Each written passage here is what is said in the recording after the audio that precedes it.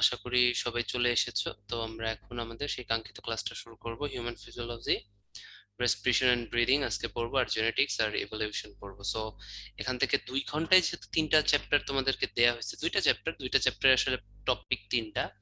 Human physiology একটা সম্পূর্ণ, respiration breathing একটা ভিন্ন টপিক, জেনেটিক্স একটা ভিন্ন টপিক, এবং ইভলিউশন ডেফিনেটলি একটা ভিন্ন টপিক। তো 3টা টপিক যেহেতু মাত্র 2-2.5 ঘন্টা সময় দেওয়া হয়েছে, 2.5 ঘন্টার ভিতরে আসলে 3টা ডিটেলস পড়ানো সম্ভব নয়। এটা যেহেতু অ্যাডমিশন প্রোগ্রামের ক্লাস আর বোর্ড স্ট্যান্ডার্ড ক্লাস, সো তোমাদের ইম্পর্টেন্ট যে জিনিসগুলো আছে ওইগুলো নিয়ে আমরা আজকে আলোচনা করব, কেমন? তাহলে টাইম ওয়েস্টেজ না করি আমরা আমাদের ক্লাসটায় চলে যাই। তাহলে ফার্স্টে হচ্ছে আমাদের হিউম্যান ফিজিওলজি। কি বলতো? ফার্স্টে হচ্ছে আমাদের হিউম্যান ফিজিওলজি। হিউম্যান ফিজিওলজির ভিতর রেসপিরেশন এন্ড ব্রিদিং। তো different parts of respiratory system আসলে কি? রেসপিরেটরি সিস্টেমটা কি? আমাদের বডিতে বাইরে থেকে যে অক্সিজেন ঢুকতেছে, বডিতে, বডির বাইরে থেকে যে অক্সিজেন ঢুকতেছে, কোন কোন পার্ট দিয়ে বডিতে অক্সিজেন ঢুকতেছে, এইগুলো নিয়ে আলোচনাই হচ্ছে কি রেসপিরেটরি সিস্টেম, তাই না?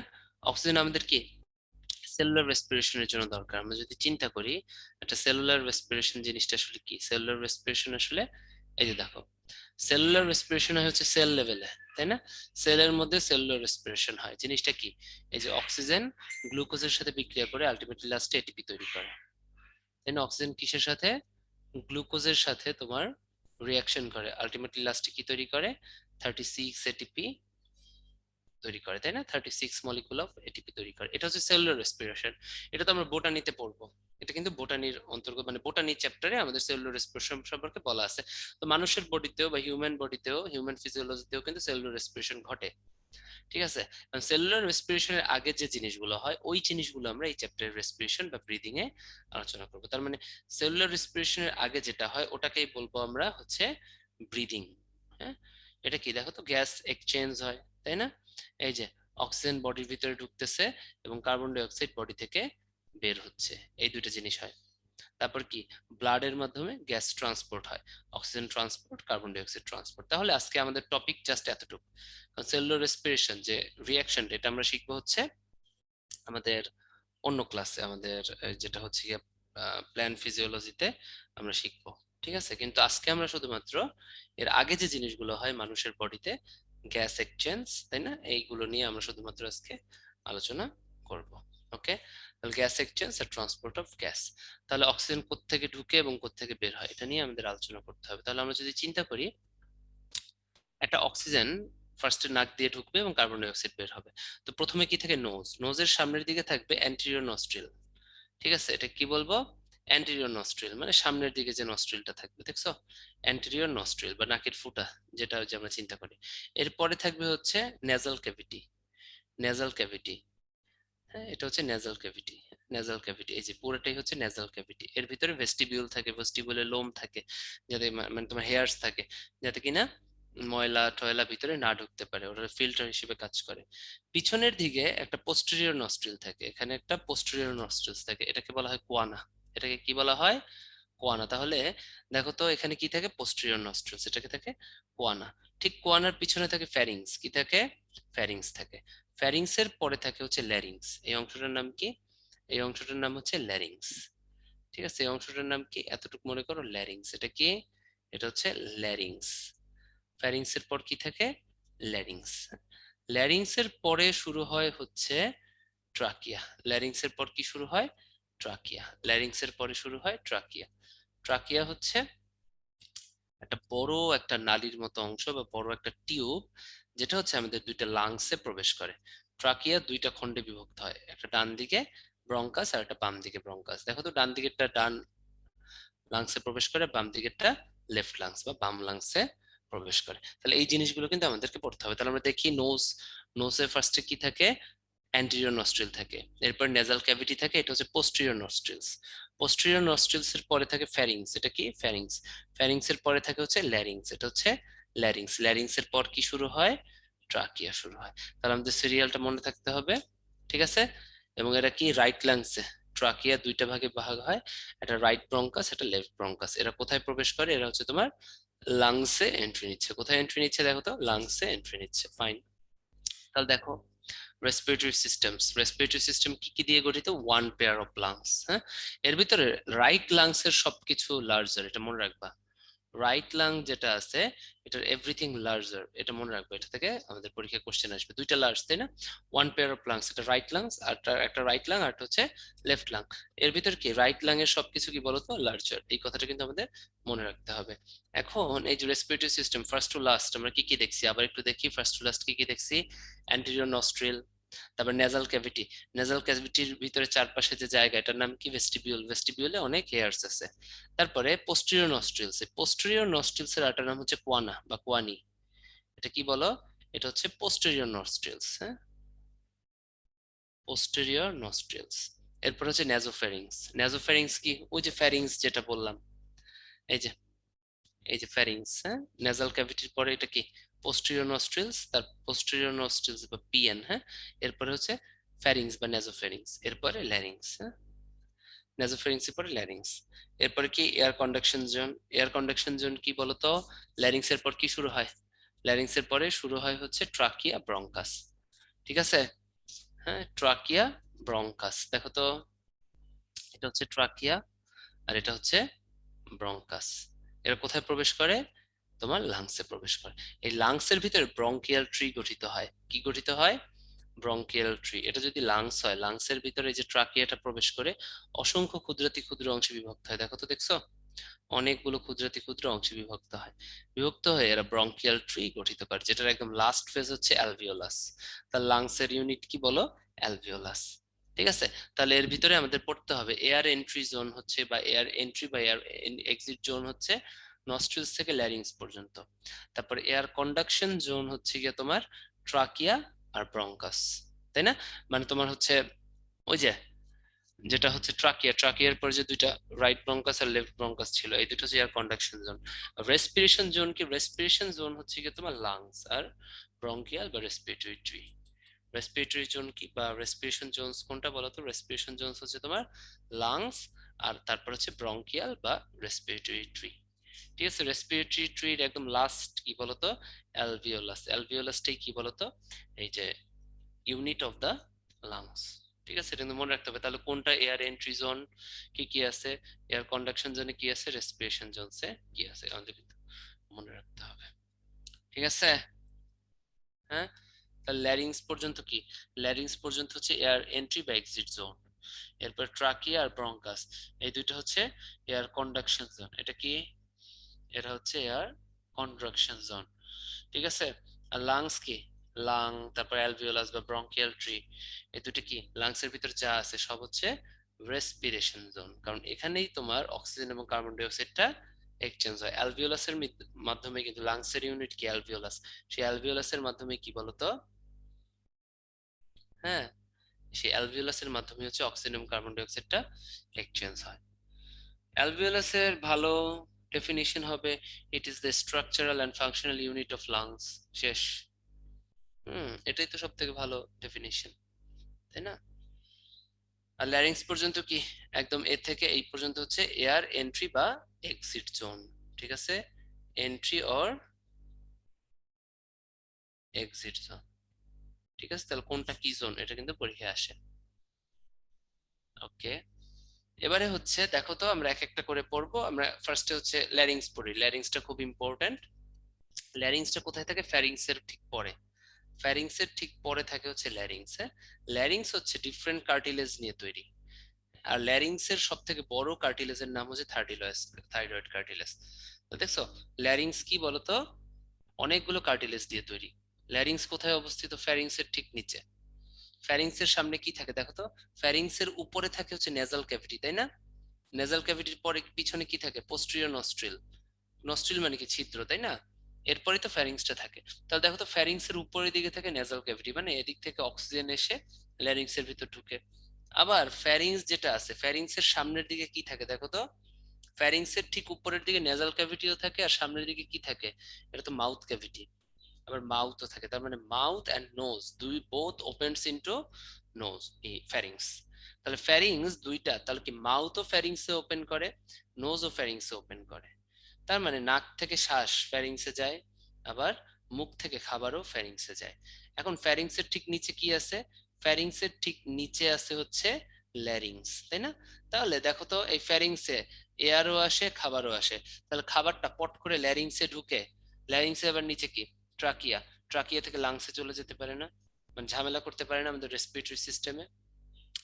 তাহলে খাবার যাতে তোমার ল্যারিংসের ভিতরে না যায়, খাবারটা কোথায় যায়? ইসোফেগাসে, তাই না? ফ্যারিংসের পরে কিন্তু ইসোফেগাসও আছে অন্যদিকে, যেটা হচ্ছে এলিমেন্টারি ট্র্যাক্ট, যাতে খাবারটা এলিমেন্টারি ট্র্যাক্টেই শুধু যায়, ল্যারিংসের ভিতরে যাতে না ঢোকে। এই জন্য ল্যারিংসের ঠিক উপরের দিকে একটা ঢাকনা থাকে, এটার নাম হচ্ছে এপিগ্লটিস। দেখো ল্যারিংসের উপরের দিকে একটা কি থাকে, একটা ঢাকনা থাকে, এটার নাম কি? এপিগ্লটিস। এটার নাম কি? এটার নাম হচ্ছে এপিগ্লটিস। ঠিক আছে, এটা কিন্তু মনে রাখতে হবে। ঠিক আছে, তাহলে এটাতে কিন্তু ল্যারিংসে কিন্তু একটা এপিগ্লটিস থাকে, এখানে লেখা নাই বাট এটা খুবই ইম্পর্টেন্ট, এটা কিন্তু বলে দিলাম, ওটার নাম হচ্ছে এপিগ্লটিস। হ্যাঁ, লিখে দিলাম, ল্যারিংসে থাকে। এই যে না লেখা আছে, হ্যাঁ, epiglottis, it is also called uvula, it obstructs the food particle to enter the larynx, তাই না? এছাড়া ল্যারিংসে ভোকাল কর্ডস থাকে। ভোকাল কর্ড থাকার কারণে voice is created inside the larynx. হ্যাঁ, আর থাইরয়েড কার্টিলেজটা ছেলেদের অনেক বড় হয়, ওটাকে বলা হয় অ্যাডামস অ্যাপল। ঠিক আছে, এটা পিসেস অফ কার্টিলেজ, আর এটার ভিতরে 15 থেকে 20টা কার্টিলেজিনাস রিং থাকে। কয়টা? 15 থেকে 20টা কার্টিলেজ রিং থাকে। হ্যাঁ, এটা কিন্তু পরীক্ষায় আসে, ল্যারিংসে কার্টিলেজ রিং থাকে, সি শেপড কার্টিলেজ রিং। হ্যাঁ, ওকে, যেটা তোমার ল্যারিংসে থাকে। ল্যারিংস পড়া শেষ হলো। এরপরে কি? এরপরে হচ্ছে আমাদের এটা কি, এটা হচ্ছে ট্রাকিয়া। হ্যাঁ, ট্রাকিয়া, ল্যারিংস এর পরে কি হয়? ট্রাকিয়া হয়, তাই না? ল্যারিংস এর পরে হচ্ছে ট্রাকিয়া। এই ট্রাকিয়ার লেংথটা লাগবে 12 সেন্টিমিটার, মোটামুটি 10 to 12 সেন্টিমিটার, আমরা 12 সেন্টিমিটার চিন্তা করবো। দেখছো, রেঞ্জে বলে 10 to 12 সেন্টিমিটার, আর রেডিয়াসটা 2 to 2.5 সেন্টিমিটার। ঠিক আছে, এবারে এটার ভিতরে, সরি আমি আগের ইসে সি শেপ লিখে দিছি, ল্যারিংস পড়াইতেছে, আই এম সো সরি। এটা ট্রাকিয়ার ভিতরে হচ্ছে দুইটাই কার্টিলেজ দিয়ে তৈরি, ঠিক আছে? দুইটাই কার্টিলেজ দিয়ে তৈরি, কিন্তু ল্যারিংস এর ভিতরে কোনো রিং নাই। ঠিক আছে, রিং হচ্ছে কোথায় থাকে? রিং থাকে হচ্ছে গিয়ে তোমার ট্রাকিয়ার মধ্যে। এই যে ল্যারিংস শেষ হলো, তাই না? এটা হচ্ছে ল্যারিংস, ল্যারিংস শেষ হলো, ল্যারিংস শেষ হওয়ার পরে এই যে দেখো, এটা হচ্ছে কি আর ট্রাকিয়া। ট্রাকিয়াও কিন্তু কার্টিলেজ দিয়ে তৈরি, ল্যারিংস ট্রাকিয়া দুইটাই কার্টিলেজ দিয়ে তৈরি। ঠিক আছে, ট্রাকিয়ার যে ভিতরে যে কার্টিলেজিনাস রিং কত? 15 থেকে 20টা সেমি সার্কুলার কার্টিলেজ বা সি শেপড কার্টিলেজ দিয়ে তৈরি। এবং ট্রাকিয়ার যে দুইটা কি বাইফার্কেট করে, তাই না? দুই সাইডে দুটো বাইফার্কেট করে, ডান দিকেটার নাম হচ্ছে ব্রঙ্কাস, বাম দিকেরটার নাম ব্রঙ্কাস, এদের নাম প্রিন্সিপাল ব্রঙ্কাস বা প্রাইমারি ব্রঙ্কাস। তার মানে ট্রাকিয়া যে দুই খণ্ডে বিভক্ত হয়, ডান দিকে কি রাইট ব্রঙ্কাস, এটা হচ্ছে রাইট ব্রঙ্কাস, আর বাম দিকে হচ্ছে লেফট ব্রঙ্কাস, তাই না? এদেরকে প্রিন্সিপাল ব্রঙ্কাস বা প্রাইমারি ব্রঙ্কাসও বলা হয়। যে ট্রাকিয়া ভাগ হয়ে দুইটা প্রিন্সিপাল ব্রঙ্কাসে পরিণত হয়, রাইটটা প্রবেশ করে হচ্ছে রাইট লাঙে, আর লেফটটা প্রবেশ করে লেফট লাঙে। দেখো তো, আমি লেফটটা কিন্তু ছোট আঁকলাম, রাইটটা বড় আঁকলাম, কারণ রাইটের সবকিছু বেশি। ঠিক আছে, inner wall of the trachea is ciliated, has ciliated mucus covering. এই যে ভিতরের দিকে আমাদের নাকের ভিতরে যেমন লোম আছে, এই ট্রাকিয়ার ভিতরেও ছোট ছোট ছোট ছোট এরকম লোম আছে। হ্যাঁ, ওগুলোকে বলা হয় সিলিয়া, সিলিয়েটেড মাসল থাকে, যেটার জন্য হচ্ছে তোমার ওটা ই করতে দেয় না, ময়লা টয়লা ঢুকলে ওটা বের হয়ে দেয়। যে আমরা হাঁচি মারি, ওই সিলিয়ার ভিতর যদি ময়লা লাগে, তখন এই হাঁচি মেরে আমরা ময়লাটাকে বের করে দিই। ঠিক আছে, টু লাংস, লাংস কয়টা? দুইটা থাকে, চেস্ট ক্যাভিটিতে থাকে। লাংসের চারপাশে যে মেমব্রেন বা কাভারিং, কাভারিং এর নাম কি? লাংসের কাভারিং এর নাম প্লুরা, লাংসের কাভারিং এর নাম কি? প্লুরা। এখন দেখো, এটা খুবই ইম্পর্টেন্ট, রাইট লাং, আমি অলওয়েজ বলছি রাইট লাং সবসময় লার্জার, তাই না? একটু আগে লিখে দিলাম। তাহলে রাইট লাং এ ডিভাইডেড ইনটু 3 lobes, আর left lung has 2 lobes। Left lung কত? 2 lobes, আর রাইট লাং 3 lobes। ঠিক আছে, মনে থাকে যেন। এই দেখছো, রাইট লাং এ 3টা লোব, একটা দুইটা তিনটা, আর লেফট লাং এ একটা দুইটা। ঠিক আছে, এগুলো কিন্তু খুব ইম্পর্টেন্ট দিয়ে পড়তে হবে। এবার আসো লাংসের যেখানে, হ্যাঁ, লাংসের ভিতরের দিকে যেখান দিয়ে ট্রাকিয়া ঢুকে, দেখো তো, ট্রাকিয়া দুইটা ভাগ হয়ে ব্রঙ্কাস হিসেবে ঢুকে না, এটা হচ্ছে ট্রাকিয়া। এদিকে একটা ব্রঙ্কাস ঢুকতেছে, এদিকে একটা bronchus, right bronchus left bronchus. তো তোমার লাংয়ের যেখান থেকে ট্রাকিয়া বাইফার্কেট হয়ে বা ব্রঙ্কাস এন্ট্রি নেয়, ওই জায়গাটার নাম হচ্ছে হাইলাম। ওই জায়গাটার নাম কি? Hilum. Hilum is the site of each lung through which the bronchi ducts enter, তাই না? ব্রঙ্কাস, ব্রঙ্কাসের তোমার প্লুরাল কি হবে? ব্রঙ্কাই। দুইটা ব্রঙ্কাস যেহেতু ব্রঙ্কাই, ওরা এন্টার, যেখান থেকে ঢুকবে ওই জায়গাটার নাম কি? হাইলাম। ঠিক আছে, এই জিনিসটা কিন্তু পড়তে হবে। তাহলে এই দেখো ব্রঙ্কাস, হ্যাঁ, এই একটা ব্রঙ্কাস, এই একটা ব্রঙ্কাস, আর যে জায়গা দিয়ে ঢুকতেছে গোল, এই জায়গাটার নাম কি? হাইলাম। বারবার কিন্তু পরীক্ষায় আসে, যে নাম কি? হাইলাম। ওকে, তাহলে একটা ইজি পোল নিয়ে নেই। Number of lobes in right lung is, তাড়াতাড়ি আনসার করে দাও। Number of lobes in right lung is, তাড়াতাড়ি আনসার করো। লোব কয়টা রাইট লাঙে কয়টা লোব?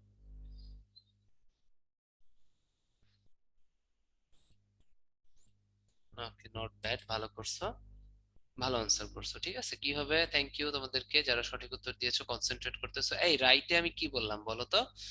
লোব কি? লোব হচ্ছে গিয়া বড় বড় খণ্ড, প্রত্যেকটা লাংসকে বড় বড় খণ্ডে আবার ভাগ করা যায়। রাইট দিকের সবকিছু বেশি বলছি না? রাইট দিকে সবকিছু হচ্ছে লার্জার, আর লেফটে সবকিছু হচ্ছে স্মলার, মানে ছোট ছোট। রাইটে কি ছিল? তিনটা lobe, superior lobe, middle lobe, inferior lobe. আর লেফটে কি দেখো তো? লেফটে লেফটে কি? সুপিরিয়র লোব আর হচ্ছে কি শুধু ইনফিরিয়র লোব। মানে লেফটের দিকে হচ্ছে দুইটা খণ্ডে বিভক্ত, বড় বড় দুইটা খণ্ড, আর রাইটের দিকে বড় বড় তিনটা খণ্ড। এখন যদি সেগমেন্ট বলে, সেগমেন্টও, এটাও লিখে দিলাম। সেগমেন্টস রাইটে থাকে হচ্ছে 10টা, আর লেফটে থাকে সেগমেন্ট 8টা। মনে থাকে জানা তো? দেখছো লেফটের দিকে সব কম। তা দেখো তো, লেফট লাং, রাইট লাং এর ওয়েট কত দেখো তো? রাইটে সব বেশি, 625। আর লেফট লাং এ কত দেখো তো? লেফট লাং এর ওয়েট হচ্ছে 565 গ্রাম। ঠিক আছে, আর রাইট লাং এ হচ্ছে 625 গ্রাম। খুবই ইম্পর্টেন্ট কিন্তু এই কথাগুলো। তাহলে এটার উত্তর কি হবে? 3।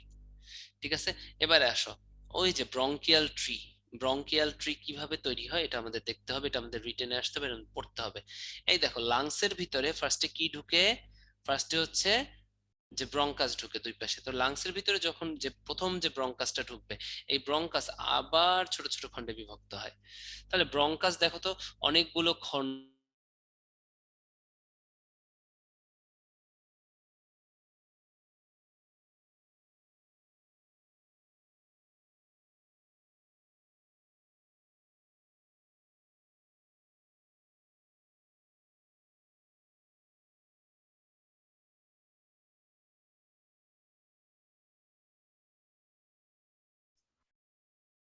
আচ্ছা ভাইয়ার একটু হয়তো টেকনিক্যাল প্রবলেম হয়েছে, একটু ওয়েট করো। হ্যাঁ তুমি অন করে দিছে, এই পাখি আমি কই রাখবো আমি? বেওয়াফা তেরা মাসুম চেহারা।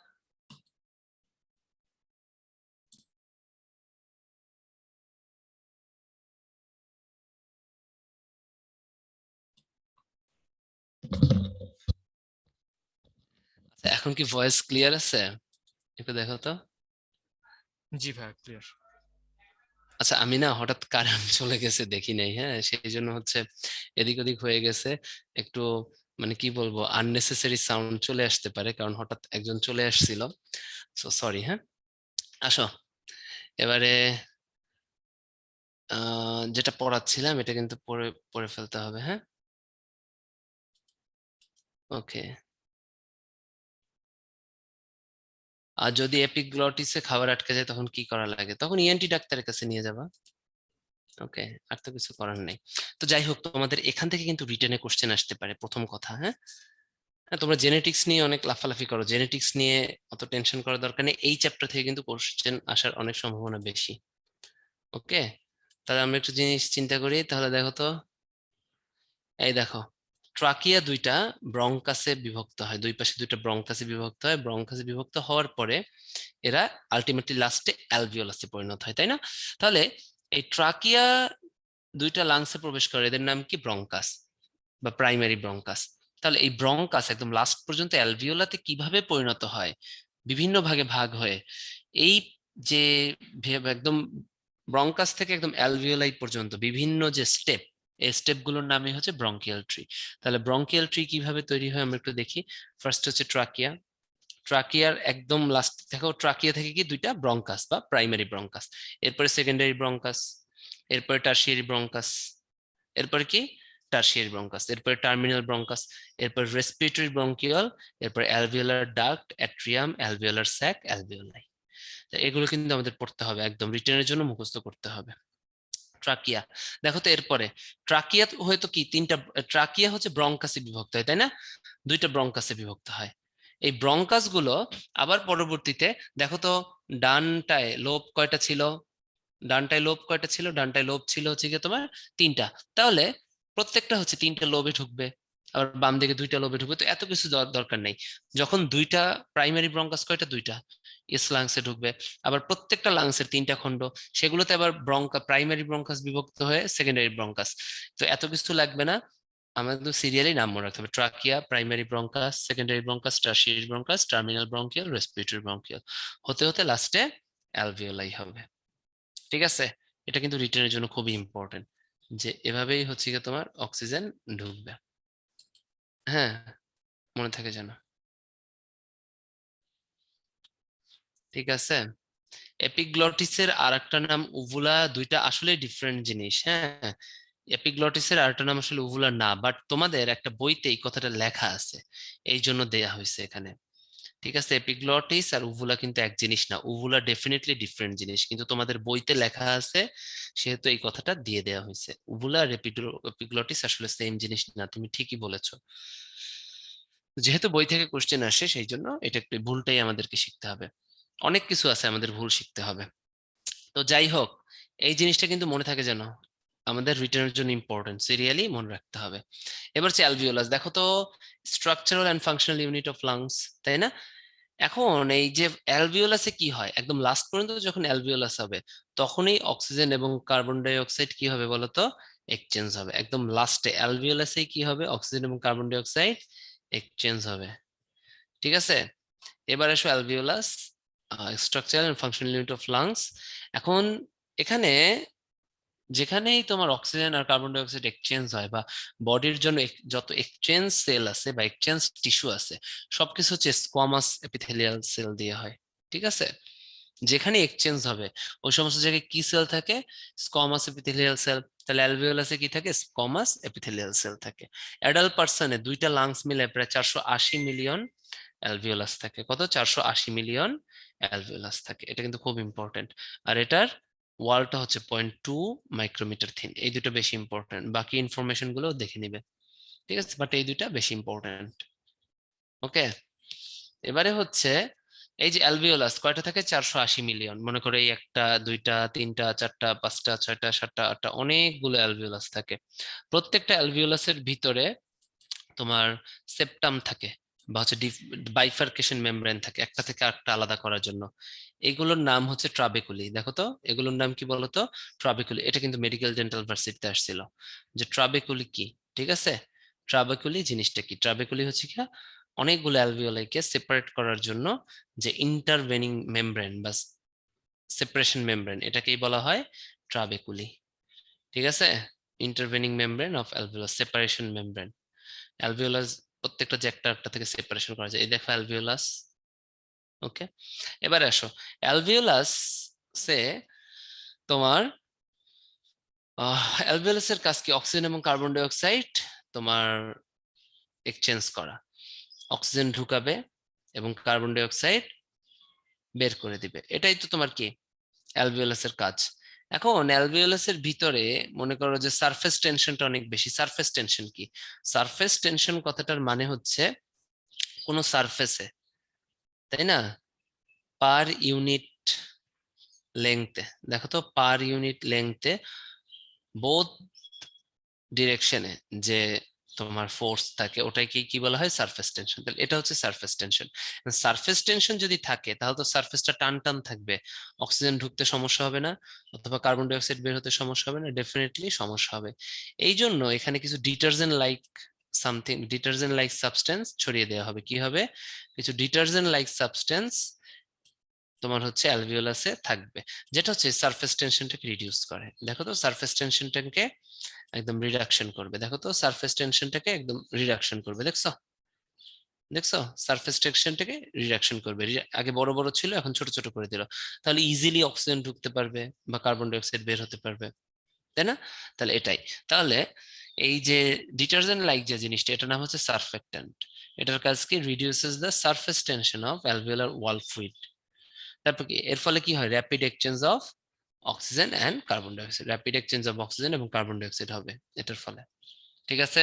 এছাড়া যেহেতু ডিটারজেন্ট, যত প্যাথোজেন আছে, ভাইরাস আছে, এগুলোকে কিল করবে, destroys the pathogen that has entered the alveolus, যেহেতু ডিটারজেন্ট।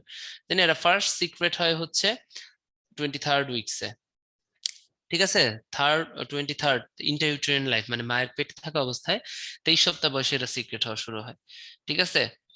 সেই জন্য 24 সপ্তাহের আগে তোমার যে এমব্রায়ো আছে ওটাকে কনসিডার না না করা যেতে পারে, অ্যাবর্শন করে ফেলা যেতে পারে, যদি কিনা কেউ চায়। তাই না? কারণ 23 সপ্তাহ থেকে যদি এটা শুরু হয়, তাই না? তার মানে কি 23 সপ্তাহ বয়স থেকে ওটা কি ওদের রেসপিরেশন শুরু হয়, রেসপিরেশন শুরু হয় কি ওটা কিন্তু একদম মানুষের মতোই, একদম জীবিত একটা ব্যক্তি, একটা ভাইটাল একটা জিনিস হয়ে যায়। কিন্তু বলছে যে 24 উইকের আগে কিন্তু তোমার কনসিডার করা যেতে পারে, কারণ এটা 24 উইকের, যেহেতু 23 সপ্তাহ থেকে শুরু হয়, তাই 24 উইকের আগে ইচ্ছা করলে তোমার হচ্ছে ফেলে দেওয়া যায় ওকে, তোমার অ্যাবর্শন করা যায় আর কি। ওকে, তাহলে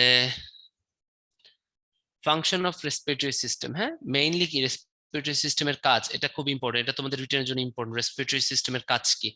ফার্স্টে এক্সচেঞ্জ অফ রেসপিরেটরি গ্যাসেস, তাই না? অক্সিজেন দেয়া, কার্বন ডাইঅক্সাইড বের করে দেয়া, অক্সিজেন নেয়া। ইনহেলস করে কি? অক্সিজেন, এবং এক্সেলস করে কি? কার্বন ডাইঅক্সাইড, তাই না? এছাড়া জেনারেশন অফ এনার্জি, এটাও তো একটা কাজ। অক্সিজেন আসে দেখে কি বলতো আমাদের সেলুলার রেসপিরেশনটা হয়।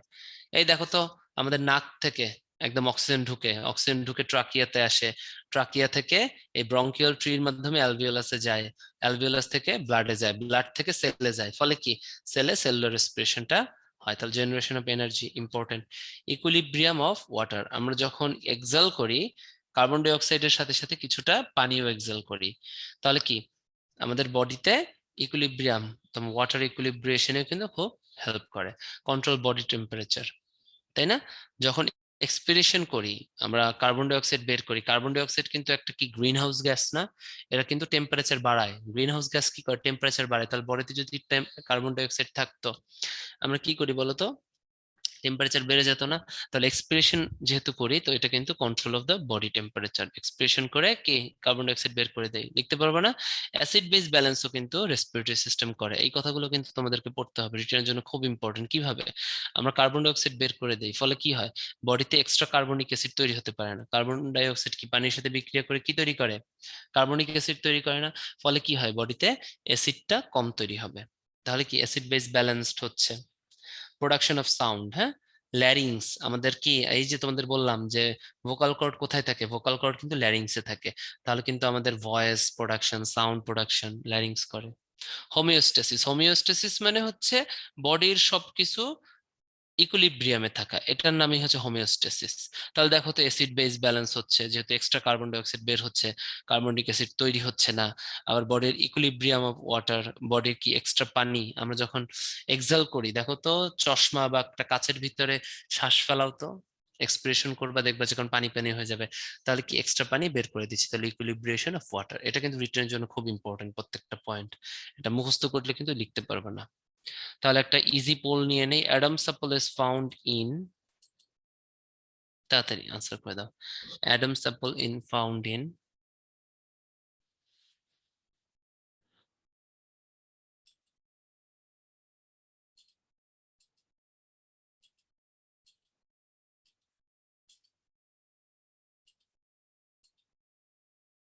ওকে, কত?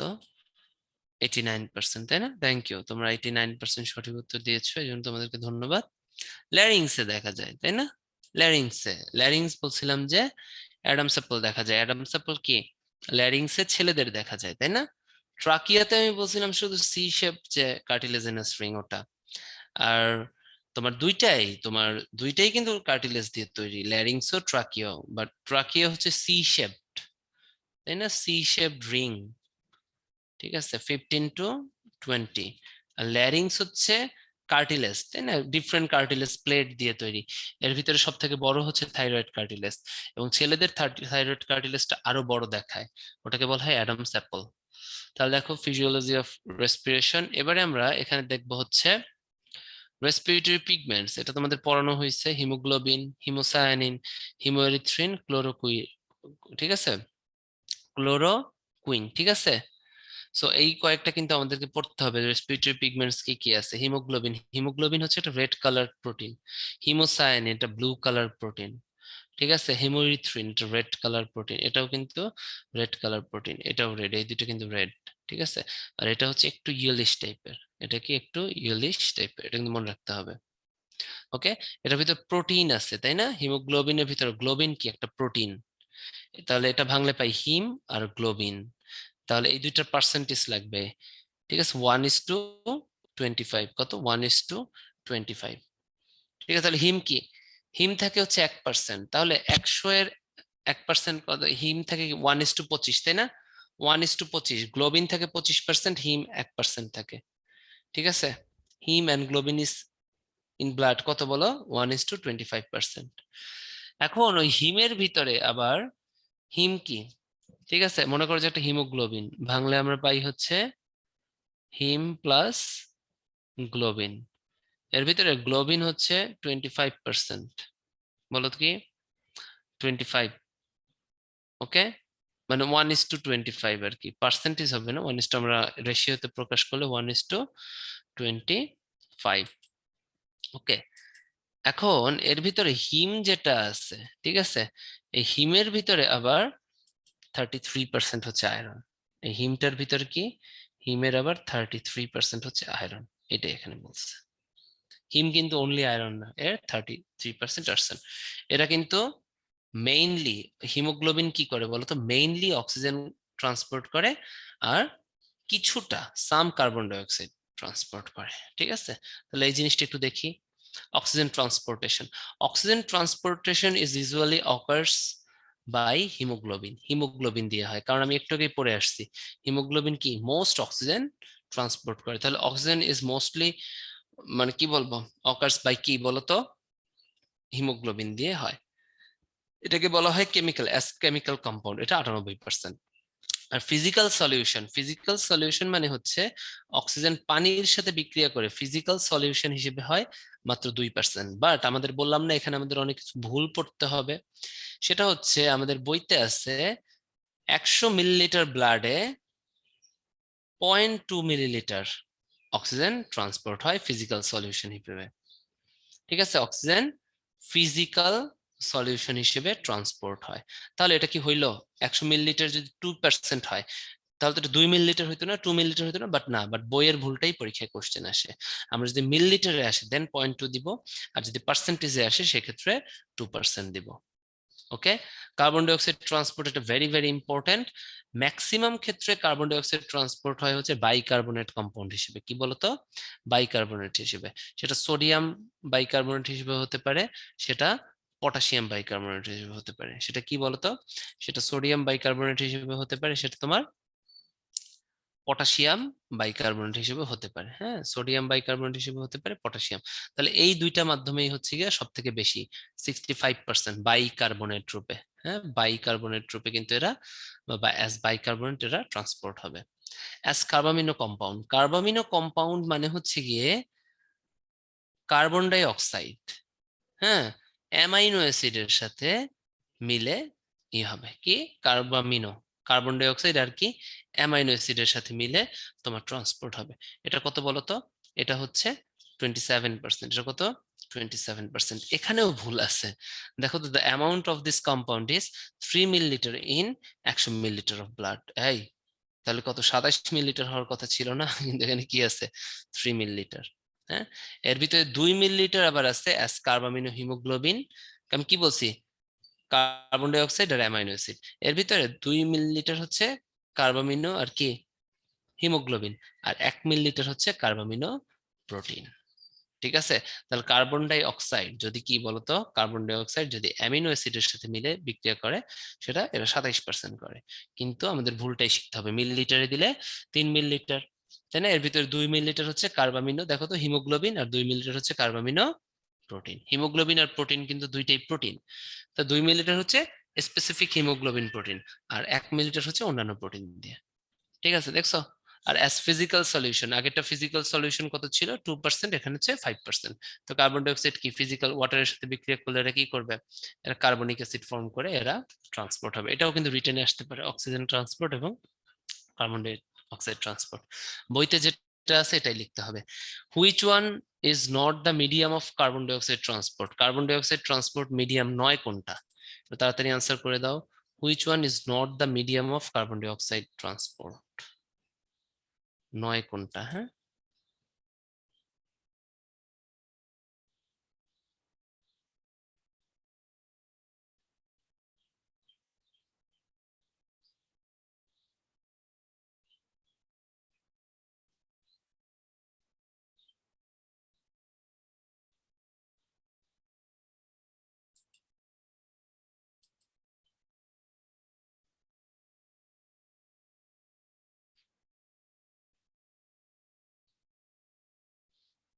আচ্ছা, থ্যাংক ইউ। এই যে দেখাচ্ছি প্রায় 86% সঠিক উত্তর দিয়েছে, এই জন্য তোমাদেরকে থ্যাংকস। হ্যাঁ, ওকে। তো যাই হোক, তো এটা হচ্ছে কার্বন মনোক্সাইড, তাই না? এই জিনিসগুলো কিন্তু আমাদের দেখতে হবে। আমি খুব সিম্পলি তোমাদের আগাচ্ছি, কারণ হচ্ছে তোমাদের তো এখন সময় আছে, তাই না?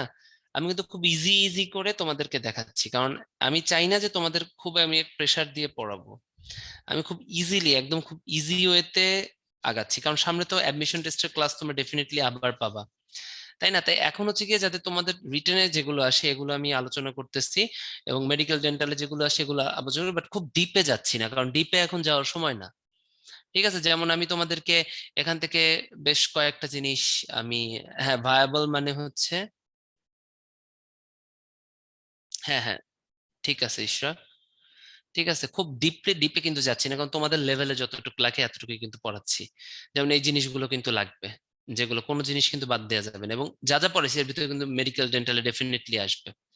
ঠিক আছে, যেমন ওই যে 480 মিলিয়ন, এটা কি মেডিকেল ডেন্টালে আসবে? রিটেন এটা কখনো আসবে না, কিন্তু এটা কিন্তু তোমাদের রিটেনের জন্য আসবে সিরিয়ালি, যে কি একদম ট্রাকিয়া থেকে অ্যালভিওলাই পর্যন্ত ব্রঙ্কিয়াল ট্রি তৈরি হয়। ঠিক আছে, দেখো খুব কঠিন না কিন্তু। পিএসটিটি, হ্যাঁ, প্রথমে যে ব্রঙ্কাস, ব্রঙ্কাস ছিল, দেখো তো এভাবে মনে রাখবা, PSTT primary bronchus, secondary bronchus, tertiary bronchus, terminal bronchiole. তাহলে প্রথম তিনটা হচ্ছে ব্রঙ্কাস, পিএসটিটি, হ্যাঁ, এটা কি ব্রঙ্কাস। ঠিক আছে, পিএসটি, এরপর যেই আর একটা টি শুরু হলো এটাতে কি শুরু হবে? ব্রঙ্কিওল। ঠিক আছে, এরপরে কি? TR A A A, TR triple A, আমি এভাবে মনে রাখতাম, টিআর ট্রিপল এ, তাহলে পিএসটিটি আর triple A, পিএসটিটি R triple A. ঠিক আছে, তাহলে প্রথম তিনটা কি? ব্রঙ্কাস, তারপরে আটটা এটাও ব্রঙ্কিওল। হ্যাঁ, এ দিয়ে তো আমাদের অ্যালভিওলার ব্যাপার স্যাপার শুরু হয়েছে, এখানে তো আর ব্রঙ্কিওল বা ব্রঙ্কাস কিছু থাকবে না। অ্যালভিওলাসের কি আছে? Triple A. হ্যাঁ, ট্রিপল এ লাস্টেরটা, ওই লাস্টেরটা হচ্ছে অ্যালভিওলাস। এর আগে তাহলে অ্যালভিওলাস কি? অ্যালভিওলার ডাক্ট, অ্যাট্রিয়াম, অ্যালভিওলার সেক, অ্যালভিওলাই, তাই না? তাহলে পিএসটিটি আর চারটা এ, বাট এ এ এ দাও সমস্যা নেই, এবং যাদের লাস্টের চারটা এ ভুল করবা তাদের আমি টেকনিক শিখাই দেই। রেসপিরেটরি ব্রঙ্কিয়ালের পরে যদি শুধুমাত্র অ্যালভিওলাসও দাও তাও কিন্তু ফুল নাম্বার পাবা, কারণ ওই চারটায় যদি না মনে থাকে ভাইয়া তাহলে কি করব? তা তুমি কি না লিখে আসবা? রেসপিরেটরি ব্রঙ্কিওলের পরে যদি শুধু একটাই অ্যালভিওলাস লিখে দাও, শুধুমাত্র অ্যালভিওলাস লিখে দাও, হ্যাঁ, তাও কিন্তু ফুল নাম্বার পাবা, কিন্তু লাস্টে অ্যালভিওলাস কথাটা থাকতে হবেই, নাহলে কিন্তু নাম্বার কম পাবা। এটা সিরিয়ালি মনে রাখার কিন্তু উপায় আমি শিখাই দিলাম। তাহলে কি বলো, আবার দেই, পি এস টি টি আর লাস্টে চারটা এ। ঠিক আছে, চারটা এ মানে অ্যালভিওলাস, আর যদি চারটা এ না দাও শুধু অ্যালভিওলাস লিখে দিবা। ঠিক আছে, এই প্রথম তিনটা কি? Bronchus, primary bronchus, secondary bronchus, তারপরে টারশিয়ারি ব্রঙ্কাস। ওকে, এটা কি? এই দুইটা হচ্ছে ব্রঙ্কিওল। ব্রঙ্কাসের যেহেতু ব্রঙ্কাস শেষ হচ্ছে প্রথম তিনটা, এরপরে গুলো কি? ব্রঙ্কিওল, তাই না? এরপরে ট্রিপলে অ্যালভিওলার চারটা, alveolar duct, atrium, alveolar sac, alveoli. আশা করি তোমাদের এখন মনে থাকবে, এটা কিন্তু রিটেনে আসবেই, ঢাকা ভার্সিটিতেও আসতে পারে। হ্যাঁ, ওকে।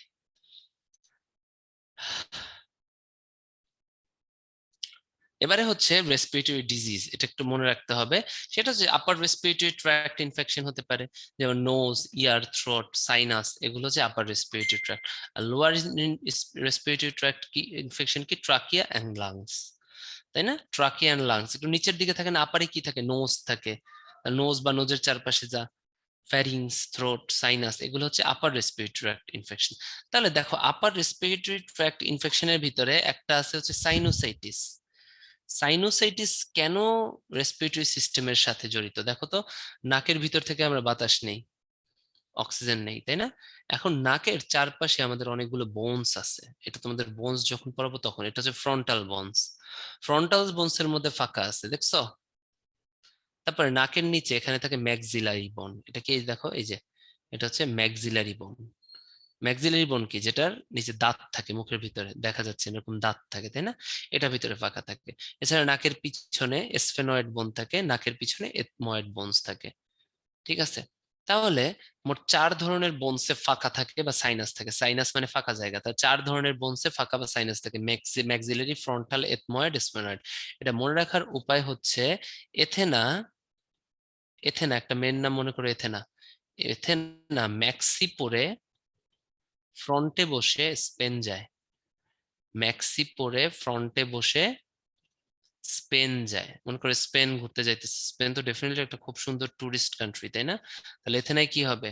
এথেনাইতে হবে হচ্ছে তোমার এথময়েডাল সাইনাস। ম্যাক্সি পরেতে কি হবে? ম্যাক্সিলারি সাইনাস, তাই না? ফ্রন্টে কি হবে? Frontal sinus. আর স্পেনে হবে স্ফেনারাল সাইনাস। পরীক্ষা এতটুকুই আসবে, কোন কোন সাইনাস, কোন কোন বোনসে সাইনাস আছে বা কোনটি সাইনাস নয়, কোনটাই। ঠিক আছে, মনে থাকে জানো? তাহলে কি বলতো, এথেনা ম্যাক্সি পরে ফ্রন্টে বসে স্পেন যায়। আচ্ছা, ম্যাক্সি কি খুব বাজে একটা পোশাক? আমাদের প্রত্যেকের আম্মু কোনো না কোনো টাইমে ম্যাক্সি পরে, তাই না? বাসায় বসে কিন্তু আম্মুরা ম্যাক্সি পরে।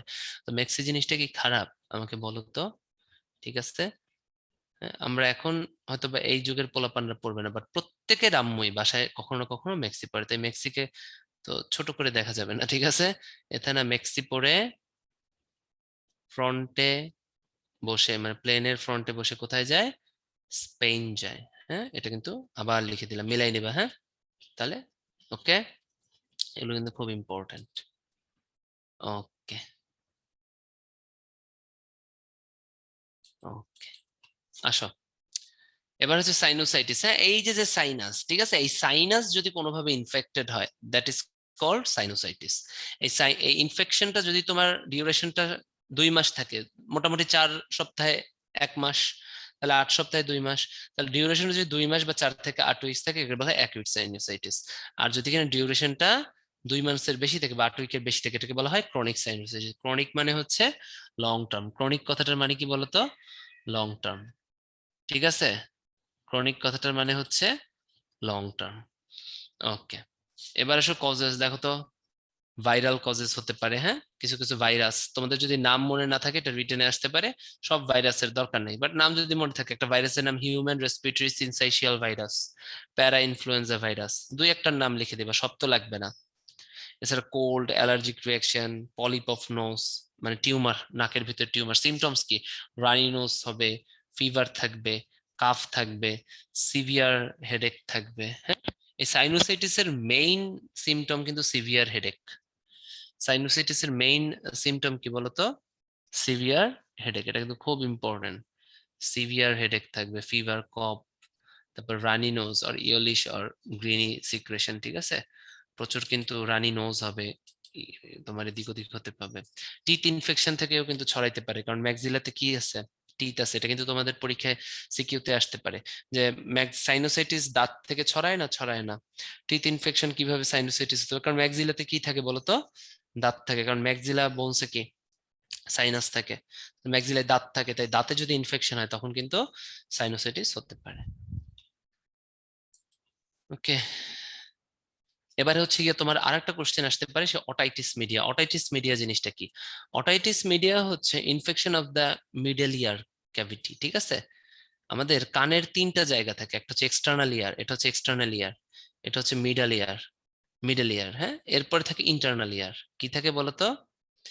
ঠিক আছে, একটা থাকে এক্সটার্নাল ইয়ার, একটা মিডল ইয়ার, এরপরে থাকে হচ্ছে ইন্টারনাল ইয়ার, ঠিক আছে, মানে একদম ভিতরে, হ্যাঁ, ইন্টারনাল ইয়ার। তো এই যে মিডল ইয়ারের যে তোমার ঝামেলা, এই মিডল ইয়ারের ঝামেলাটাই হচ্ছে গিয়ে তোমার কি বলতো, তোমার মিডল অটাইটিস মিডিয়া। তোমাদের কোশ্চেন আসতে পারে, ভাইয়া এই অটাইটিস মিডিয়ার সাথে আপনি তাহলে কেন কান, আমরা রেসপিরেটরি সিস্টেমের সাথে কান কেন আসে, হিয়ারিং সিস্টেম না? এই অটাইটিস মিডিয়া মিডল ইয়ারে হয়। এই যে মিডল ইয়ার, হ্যাঁ কোথায়, মিডল ইয়ার, মিডল ইয়ার থেকে একটা টিউব বের হয়, ওটার নাম হচ্ছে ইউস্টিশিয়ান টিউব। এই দেখো, মিডল ইয়ার থেকে কি হচ্ছে, একটা টিউব বের হচ্ছে। এই টিউবটার নাম কি? এই টিউবটার নাম হচ্ছে তোমার ইউস্টিশিয়ান টিউব। এই টিউবটার নাম কি? Eustachian tube. এই ইউস্টেশিয়ান টিউবটা ফ্যারিংস এর সাথে যুক্ত থাকে। কোথায়? ফ্যারিংস এর সাথে যুক্ত থাকে। তো ফ্যারিংস এর উপরে কি থাকে বলতো? ফ্যারিংস এর উপরে কি থাকে? নেজাল ক্যাভিটি থাকে না?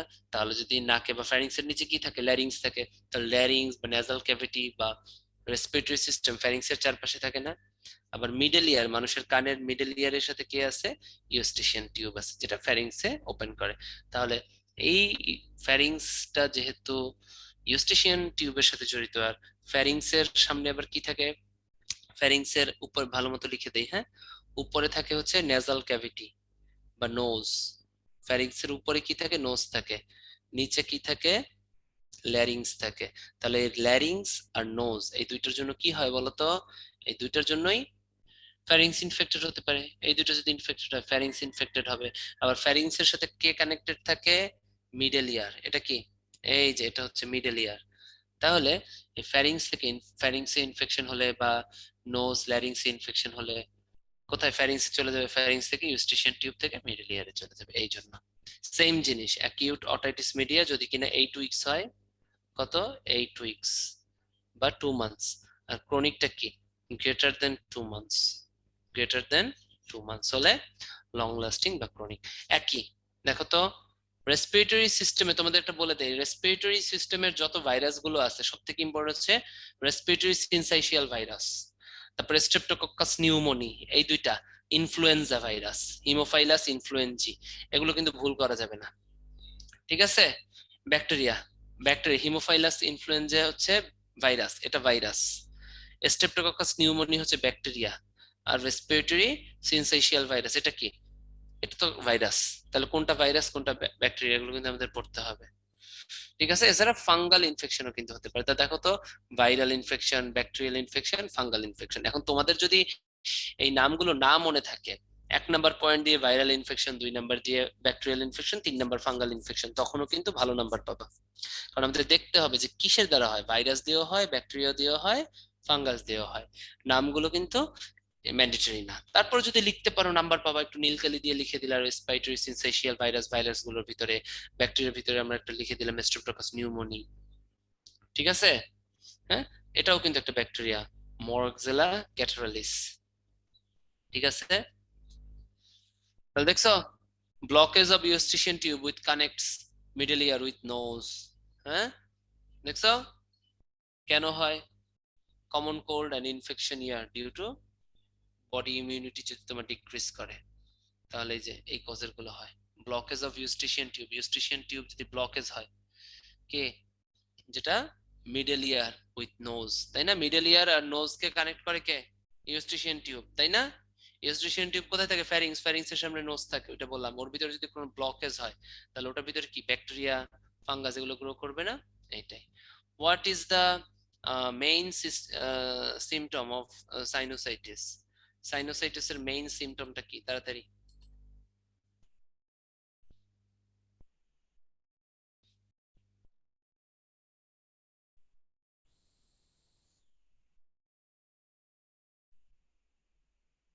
হিমোফাইলাস ইনফ্লুয়েঞ্জা দিয়ে ইনফ্লুয়েঞ্জা হয় ভাই, হিমোফিলিয়া হয় না। হিমোফিলিয়া আমরা একটু পরে পড়বো। হিমোফিলিয়া কোনো ব্যাকটেরিয়াল ডিজিজ না আপু, ঠিক আছে? এটা কি হবে? এটা দিয়ে ইনফ্লুয়েঞ্জা হবে, নাম হিমোফাইলাস কিন্তু। ওকে, তাহলে ভেরি গুড। এটা হেডেক হবে, থ্যাংক ইউ। সাইনোসাইটিস এর মেইন সিমটম হচ্ছে হেডেক। ওকে, ঠিক আছে, thank you for your response. Okay, এবার হচ্ছে এখানে ঢাকা বোর্ডে দিচ্ছে, দেখো তো, blood contains a special type of colorful pigment which plays a role in oxygen transportation. Besides, medulla oblongata controls our respiration expiration. What is sinusitis, Diba? ঠিক আছে, explain the activity of pigment according to stem, তাই না? এখানে কি colourful পিগমেন্টটা কি হবে? হ্যাঁ, যেটা হচ্ছে গিয়া রোল ইন অক্সিজেন ট্রান্সপোর্ট, তাহলে কি হবে? হিমোগ্লোবিন হবে। হ্যাঁ, analyze the second process mentioned in the stem. Second process কি? besides medulla oblongata controls our inspiration expiration, এখান থেকে এতটুকু পড়তে হবে। medulla oblongata কি? medulla oblongata is a part of, medulla oblongata is a part of কি বলতো? medulla oblongata is a part of hind brain, বা হচ্ছে, ঠিক আছে, ব্রেইনের একটা পার্ট। ঠিক আছে, এই মেডুলা অবলাঙ্গাটার একটা কাজ দেখো, এম আছে, এম দিয়ে মেডুলা, এম দিয়ে আর একটা জিনিস মনে রাখবা, এর হচ্ছে main centre for respiration, main centre for respiration. তাহলে এরা কি রেসপিরেশনে কাজ করে না, হেল্প করে না? তাহলে মেইন সেন্টার ফর রেসপিরেশন কি? রেসপিরেশন দুইটা জিনিস নিয়ে গঠিত, একটা হচ্ছে ইন্সপিরেশন, একটা হচ্ছে ইন্সপিরেশন, আর একটা হচ্ছে এক্সপিরেশন। তাহলে মেইন সেন্টার হচ্ছে মেডুলা। ঠিক আছে, আর একটা জিনিস আমাদের পড়তে হবে, পন্স। পন্সটা করে হচ্ছে রেসপিরেটরি রেট কন্ট্রোল করে। রেসপিরেট দেখো তো, একটা ছিল মেইন সেন্টার, তো মেইন সেন্টার মানে কি? M, main, medulla. Main centre যদি বলে, মেইন নার্ভাস সেন্টার বা main centre for respiratory system in nervous system কে? মেডুলা। আর যদি বলে রেসপিরেটরি রেট যেটা আছে, রেসপিরেটরি রেট কন্ট্রোলস করবে হচ্ছে, ঠিক আছে, পন্স। ঠিক আছে, পন্স কি করবে? রেসপিরেটরি রেট আছে যেটা, সেটা কন্ট্রোল করবে, কিন্তু মেইন সেন্টার কিন্তু তোমার মেডুলা। এটা কিন্তু আমাদের মনে রাখতে হবে। ওকে, এখন আমরা জেনেটিক্স আর ইভলিউশন শুরু করব।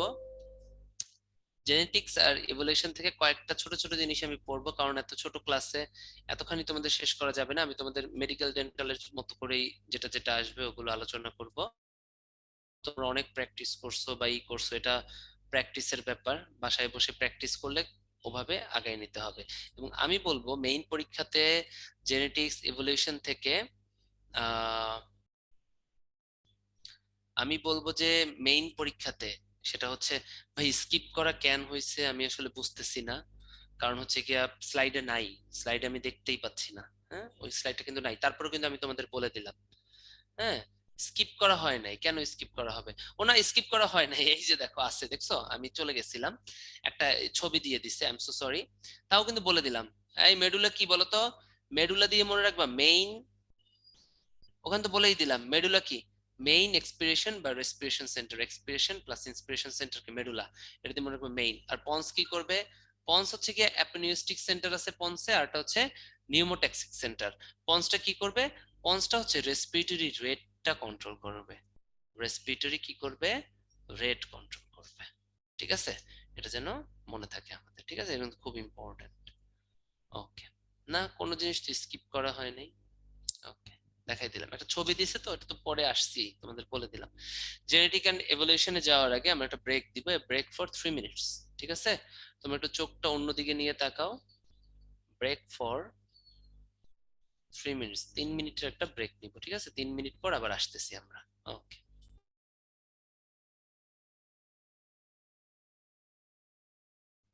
ঠিক আছে, কোথায় সবাই? তাহলে আসো এখন জেনেটিক্স এন্ড এভলিউশন থেকে কয়েকটা জিনিস আমাদেরকে পড়তে হবে। তো আলটিমেটলি এই চ্যাপ্টারটা বোঝো না বোঝো, তার থেকে মেইন কথা হচ্ছে চেকার বোর্ড বাসায় প্র্যাকটিস করার ব্যাপার। First law, second law definitely আমরা চেকার বোর্ড প্র্যাকটিস করব, লিথাল জিন প্র্যাকটিস করব, সব প্র্যাকটিস করার দরকার নাই, কেমন? তো ওগুলো প্র্যাকটিসের ব্যাপার। তো এখান থেকে আমরা যাতে অবজেক্টিভে বা বায়োলজি মেডিকেল অ্যাডমিশন টেস্টে যেভাবে আমরা করব, ওই জিনিসগুলো হচ্ছে একটু দেখার জিনিস, বা ইম্পর্টেন্ট কি কি আছে বলে দেবো, কেমন? তাহলে আসো, ফার্স্টে হচ্ছে জেনেটিক্স। জেনেটিক্স আমরা চিন্তা করি, জেনেটিক্স থেকে কয়েকটা জিনিস পড়তে হবে। ফ্যাক্টর বা জিন কি, এটা কিন্তু তোমাদের 1 নাম্বার কোশ্চেনের জন্য অনেকবার আসে, তোমরা ভুল করো। এটা হচ্ছে ফ্র্যাগমেন্ট অফ ডিএনএ বা ডিএনএ এর খণ্ড। যে কোনো ডিএনএ এর খণ্ডকে আমরা বলবো হচ্ছে ফ্যাক্টর বা জিন। ঠিক আছে, তাহলে ফ্র্যাগমেন্ট অফ ডিএনএ, এটাকে কি বলবো? ফ্যাক্টর বা জিন। খুব ভালো কথা। এবারে লোকাস। লোকাস হচ্ছে স্পেসিফিক সাইট অফ জিন ইন ক্রোমোজোম। একটা ক্রোমোজোমে তোমার যে কোনো জিন বা এই যে ফ্র্যাগমেন্ট অফ ডিএনএ যে স্পেসিফিক সাইট, মনে করো এটা একটা ডিএনএ, তাই না? এটা একটা ডিএনএ, এটা একটা ডিএনএ, এই দুটো হোমোলোগাস ক্রোমোজোম, একটা বাবা থেকে আসছে, একটা মা থেকে আসছে, তাই না?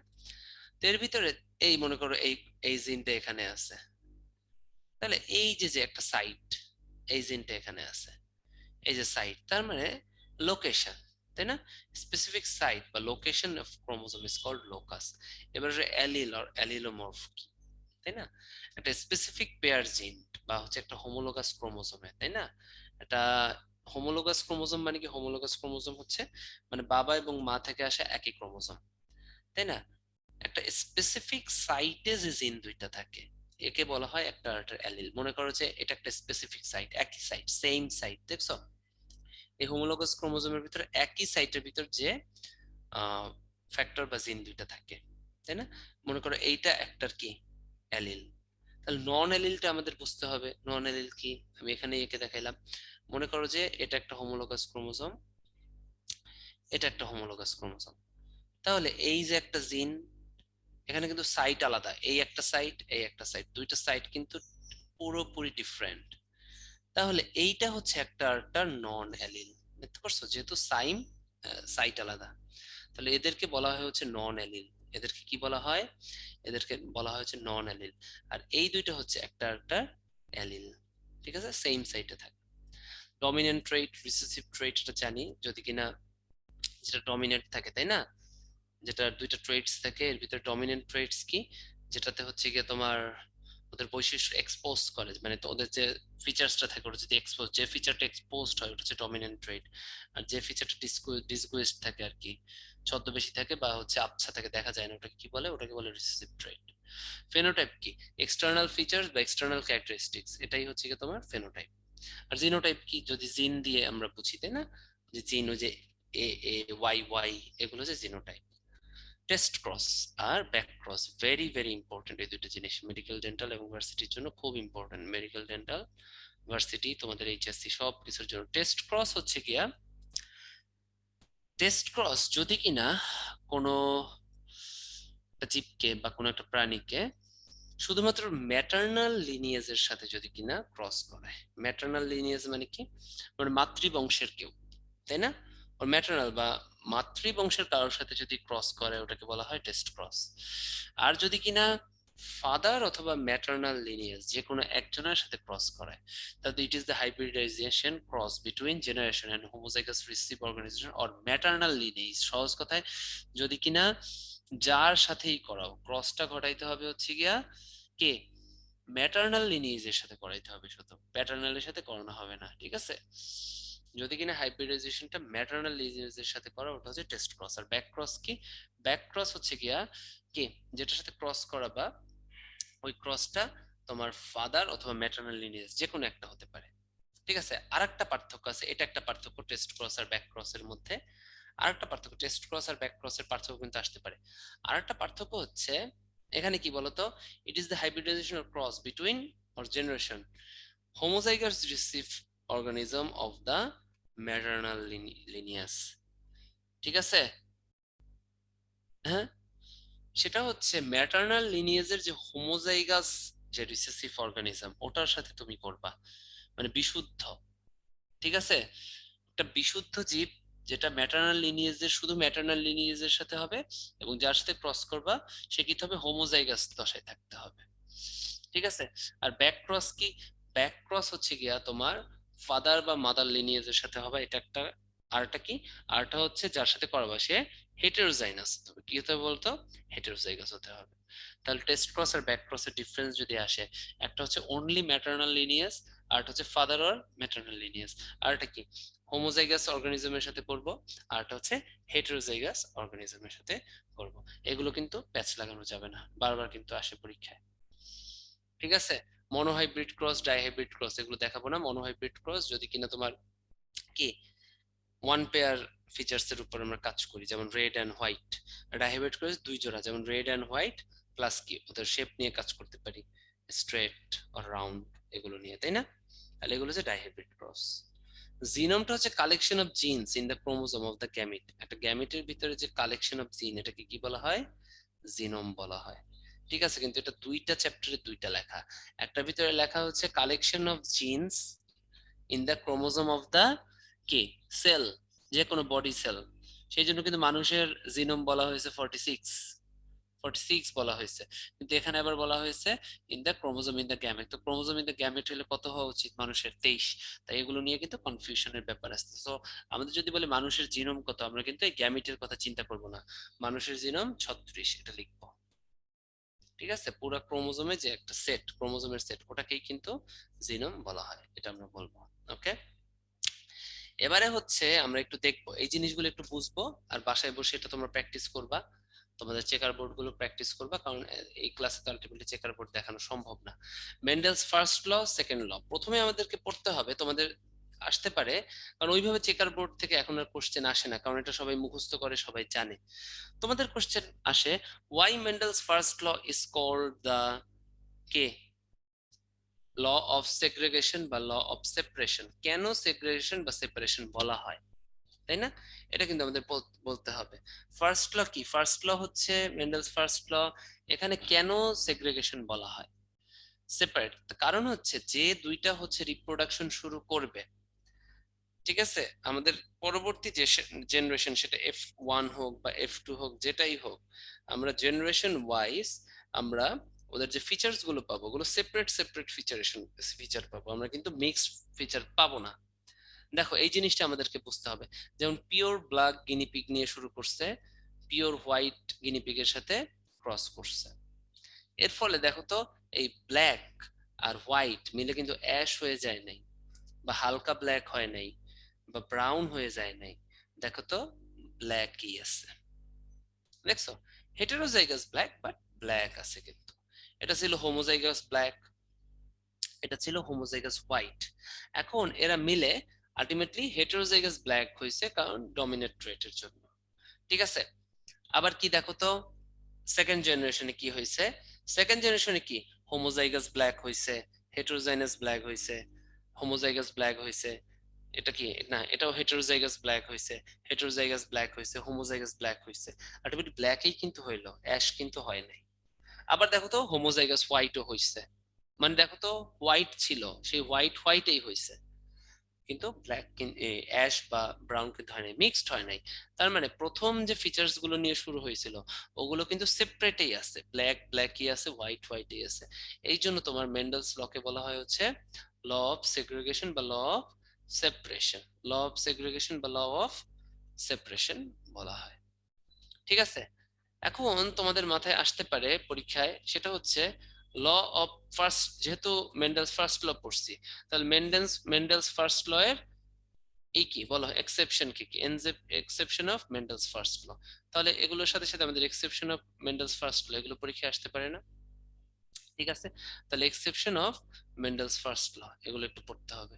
যে মেন্ডেলস ফার্স্ট ল পড়ছি, এর সাথে সাথে exception of Mendel's first law. একটা হচ্ছে ইনকমপ্লিট ডমিনেন্স, একটা কি বলো, একটা ইনকমপ্লিট ডমিনেন্স, একটা হচ্ছে কো ডমিনেন্স, আর একটা হচ্ছে তোমার লিথাল জিন। তোমাদের অবজেক্টিভে এটাই আসে যে মেন্ডেলস ফার্স্ট ল এর এক্সেপশন কি কি।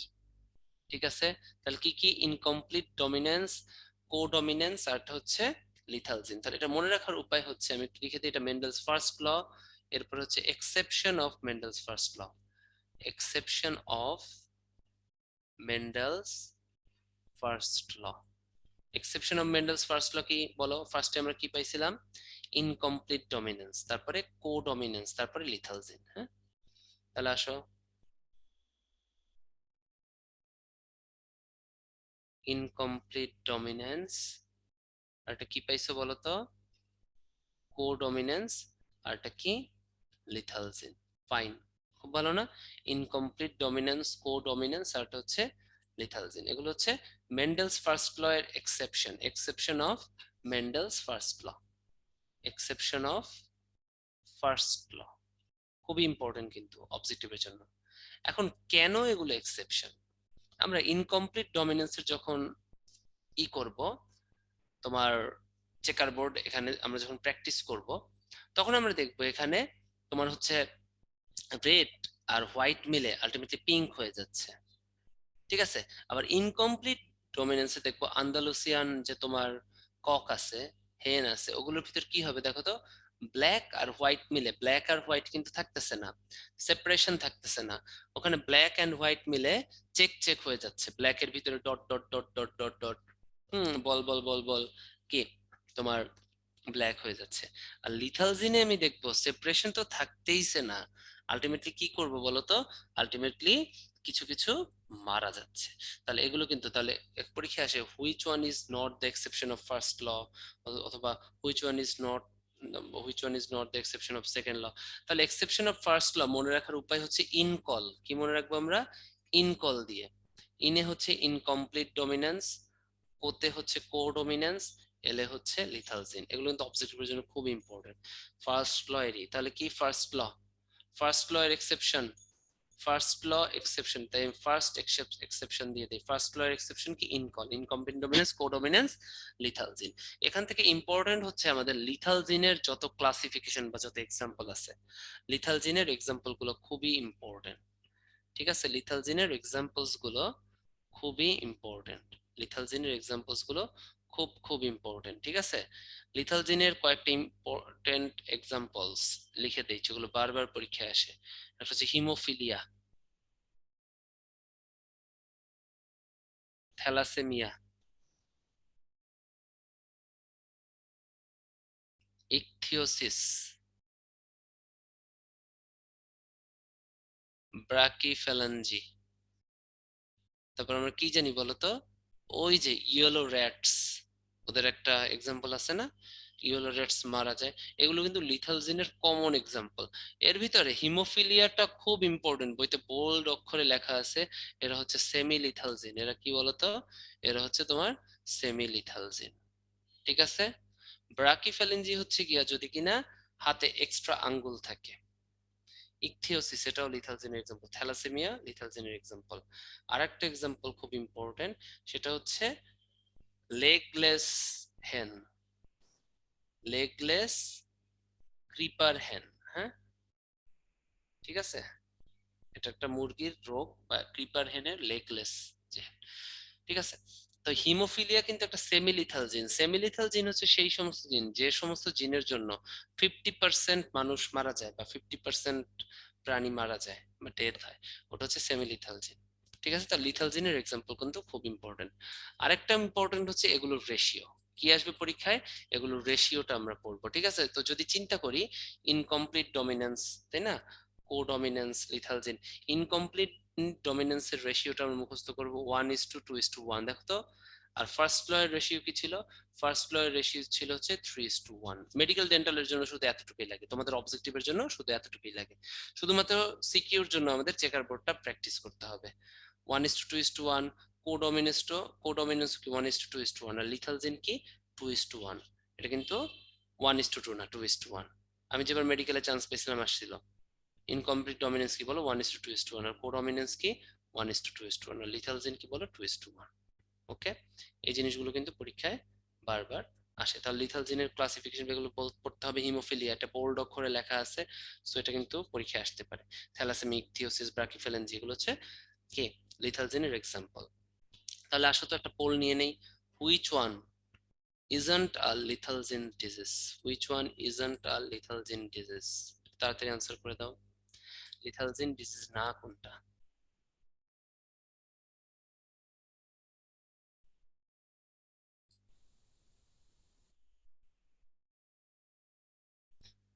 ওকে,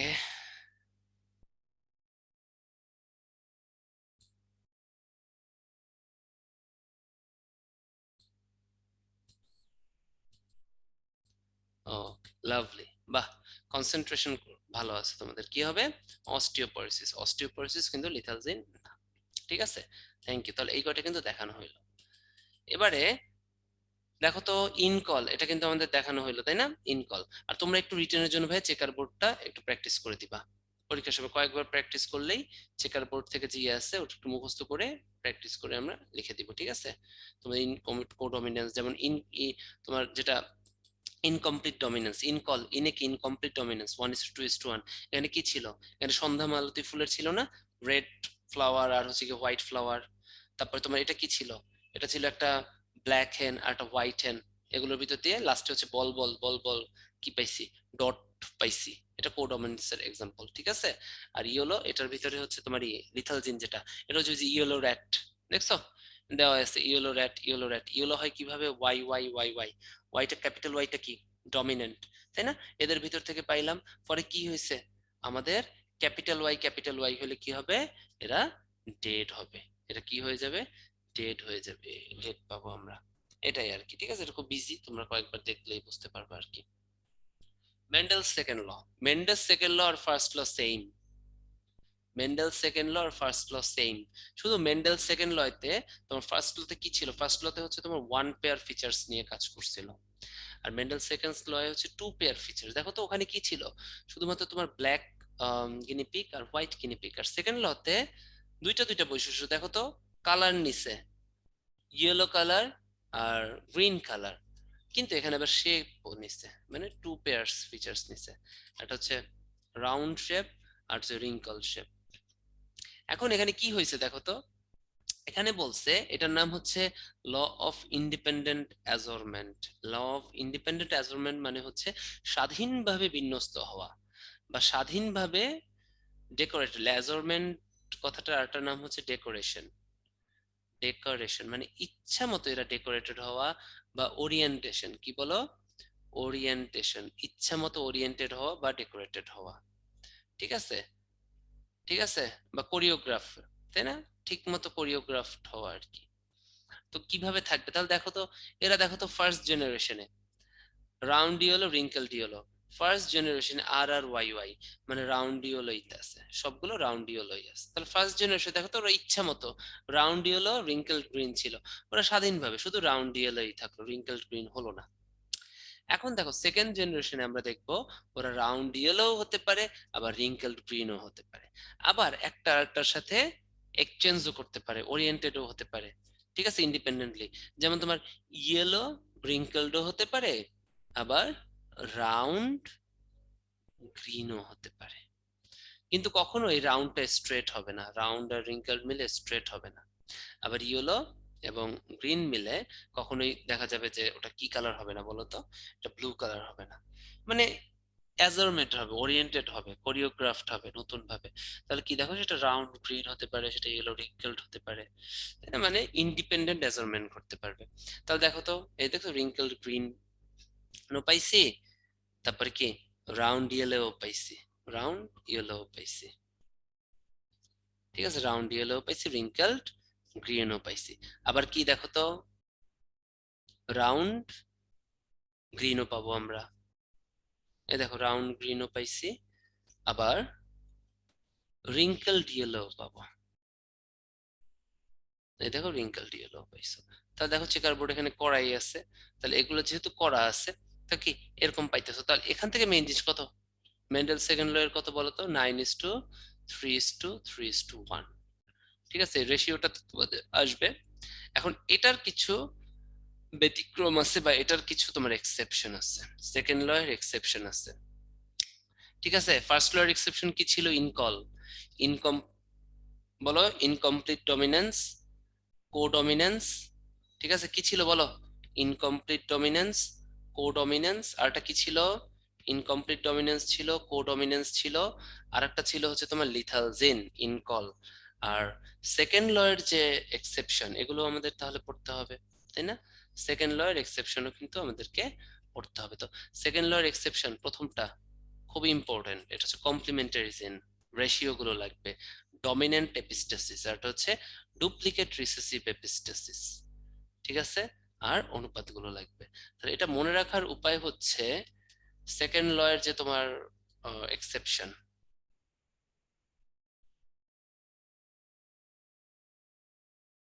এক্সেপশন অফ সেকেন্ড ল, ফার্স্টে কি পাইলাম বলতো, এটার নাম হচ্ছে কমপ্লিমেন্টারিজম,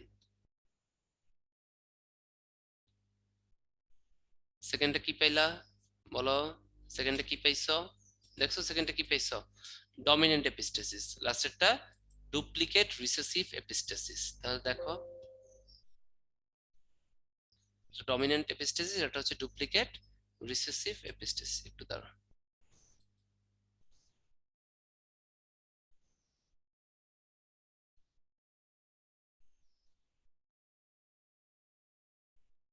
আরটা হচ্ছে ডুপ্লিকেট রিসেসিভ এপিস্টাসিস। তো যাই হোক, এটার মনে রাখার উপায় কি? সেকেন্ড ল এর এক্সেপশন মনে রাখার উপায় হচ্ছে, এক্সেপশন অফ সেকেন্ড ল মনে রাখার উপায় হচ্ছে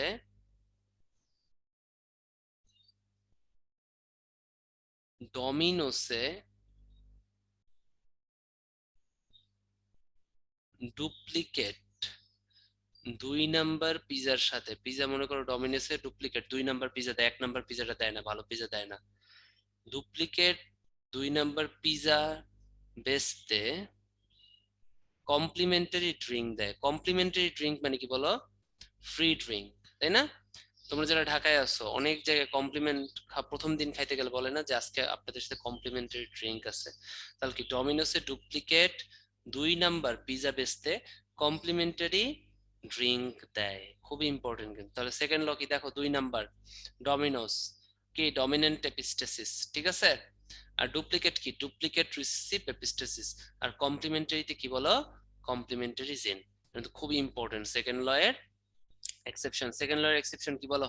ডমিনেন্ট এপিস্টেসিস, ডুপ্লিকেটে ডুপ্লিকেট রিসেসিভ এপিস্টেসিস, আর কমপ্লিমেন্টে হচ্ছে কি তোমার কমপ্লিমেন্টারিটিস। কি কমপ্লিমেন্টারি ড্রিঙ্কস কি বলো? কমপ্লিমেন্টারি ড্রিঙ্ক কি কমপ্লিমেন্টারিজম। তাহলে ডমিনোসে ডুপ্লিকেট 2 নাম্বার পিজা বেচতে কমপ্লিমেন্টারি ড্রিঙ্ক দেয়। 2 নাম্বারে কি বলো? Exception of second law. বারবার কিন্তু এটা পরীক্ষায় আসে। তাহলে দেখো, which one isn't exception of second law? নিচের কোনটা এক্সেপশন অফ সেকেন্ড ল না? এটা একটু আনসার করে দাও। Which one is not a exceptions of the second ল?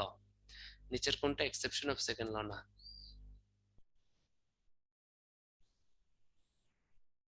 আচ্ছা, তোমাদের এই নামাজের ব্রেক লাগবে কয়টায় আমাকে একটু বললো তো ভাইয়া। এটা আনসার করে একটু বলো আমাকে যে নামাজের ব্রেক কখন লাগবে। ওকে, থ্যাংক ইউ। তাহলে কি হবে? থ্যাঙ্কস আ লট, তোমরা পেরেছো। এটা কি হবে? পলিজেনিক ইনহেরিটেন্স, তাই না? মনে থাকবে এই জিনিসগুলো কিন্তু একটু লিখে রাখবা তোমরা কিন্তু। চেকার বোর্ড টেকার বোর্ড এখানে আমি যদি তোমাকে 5 মিনিট দেখাইও, এগুলো কিন্তু বাসায় প্র্যাকটিস করলেই পারবা, বাট এই টেকনিক গুলো শেখার জন্যই তো আমাদের মেইন ক্লাস, তাই না? অবজেক্টিভ আমাদের মেডিকেল অ্যাডমিশন টেস্টটাই কিন্তু মেইন টার্গেট, বা ডেন্টাল অ্যাডমিশন টেস্ট, বা তোমরা যারা ভার্সিটি অ্যাডমিশন টেস্ট, এখানে যেহেতু সবাই মিলেমিশে আছো, তো এখানে এই টপিক গুলো কিন্তু ইংলিশে কিন্তু তোমাদের এভাবে শেখানো হয় না। তো মূলত ইংলিশ ভার্সনে আমি পড়াই তোমাদেরকে। তো একাডেমিক যদি হয়তো ডেফিনেটলি তোমাদের চেকার বোর্ড পড়ানোর অনেক সময় থাকতো, আমি একদম আলাদা আলাদা করে তিনটাই কিন্তু আলাদা আলাদা করে বুঝাইতে পারতাম, কিন্তু এখন সময় স্বল্পতার কারণে বুঝাতে পারতেছি না, ঠিক আছে? তো এটা আশা করি একদম লাস্ট পেজে তোমরা সবাই পারো, তাই না? তো রিটেনের জন্য কিন্তু চেকার বোর্ডটা লাগবে। এগুলো কিন্তু আমাদেরকে প্রত্যেকটা বাসায় প্র্যাকটিস করে করে যেতে হবে। আমি জাস্ট তোমাদের কোনটা কোনটা সেকেন্ড ল কোনটা না, পরীক্ষায় যেগুলো আসে আর কি, মেডিকেল অ্যাডমিশন টেস্টে বা তোমাদের এইচএসসি অবজেক্টিভে, ওগুলোই কিন্তু আলোচনা করে দিচ্ছি, ঠিক আছে? তাহলে ডমিনোসে ডুপ্লিকেট 2 নাম্বার পিজা বেচতে কি লাগে? কমপ্লিমেন্টারি ড্রিঙ্ক লাগে। এটা হচ্ছে এক্সেপশন অফ সেকেন্ড ল। আমি আবার সুন্দর করে লিখে দেই, ডমিনোসে ডুপ্লিকেট 2 নাম্বার পিজা বেচতে কি দেয়? কমপ্লিমেন্ট ড্রিঙ্ক দেয়, তাই না?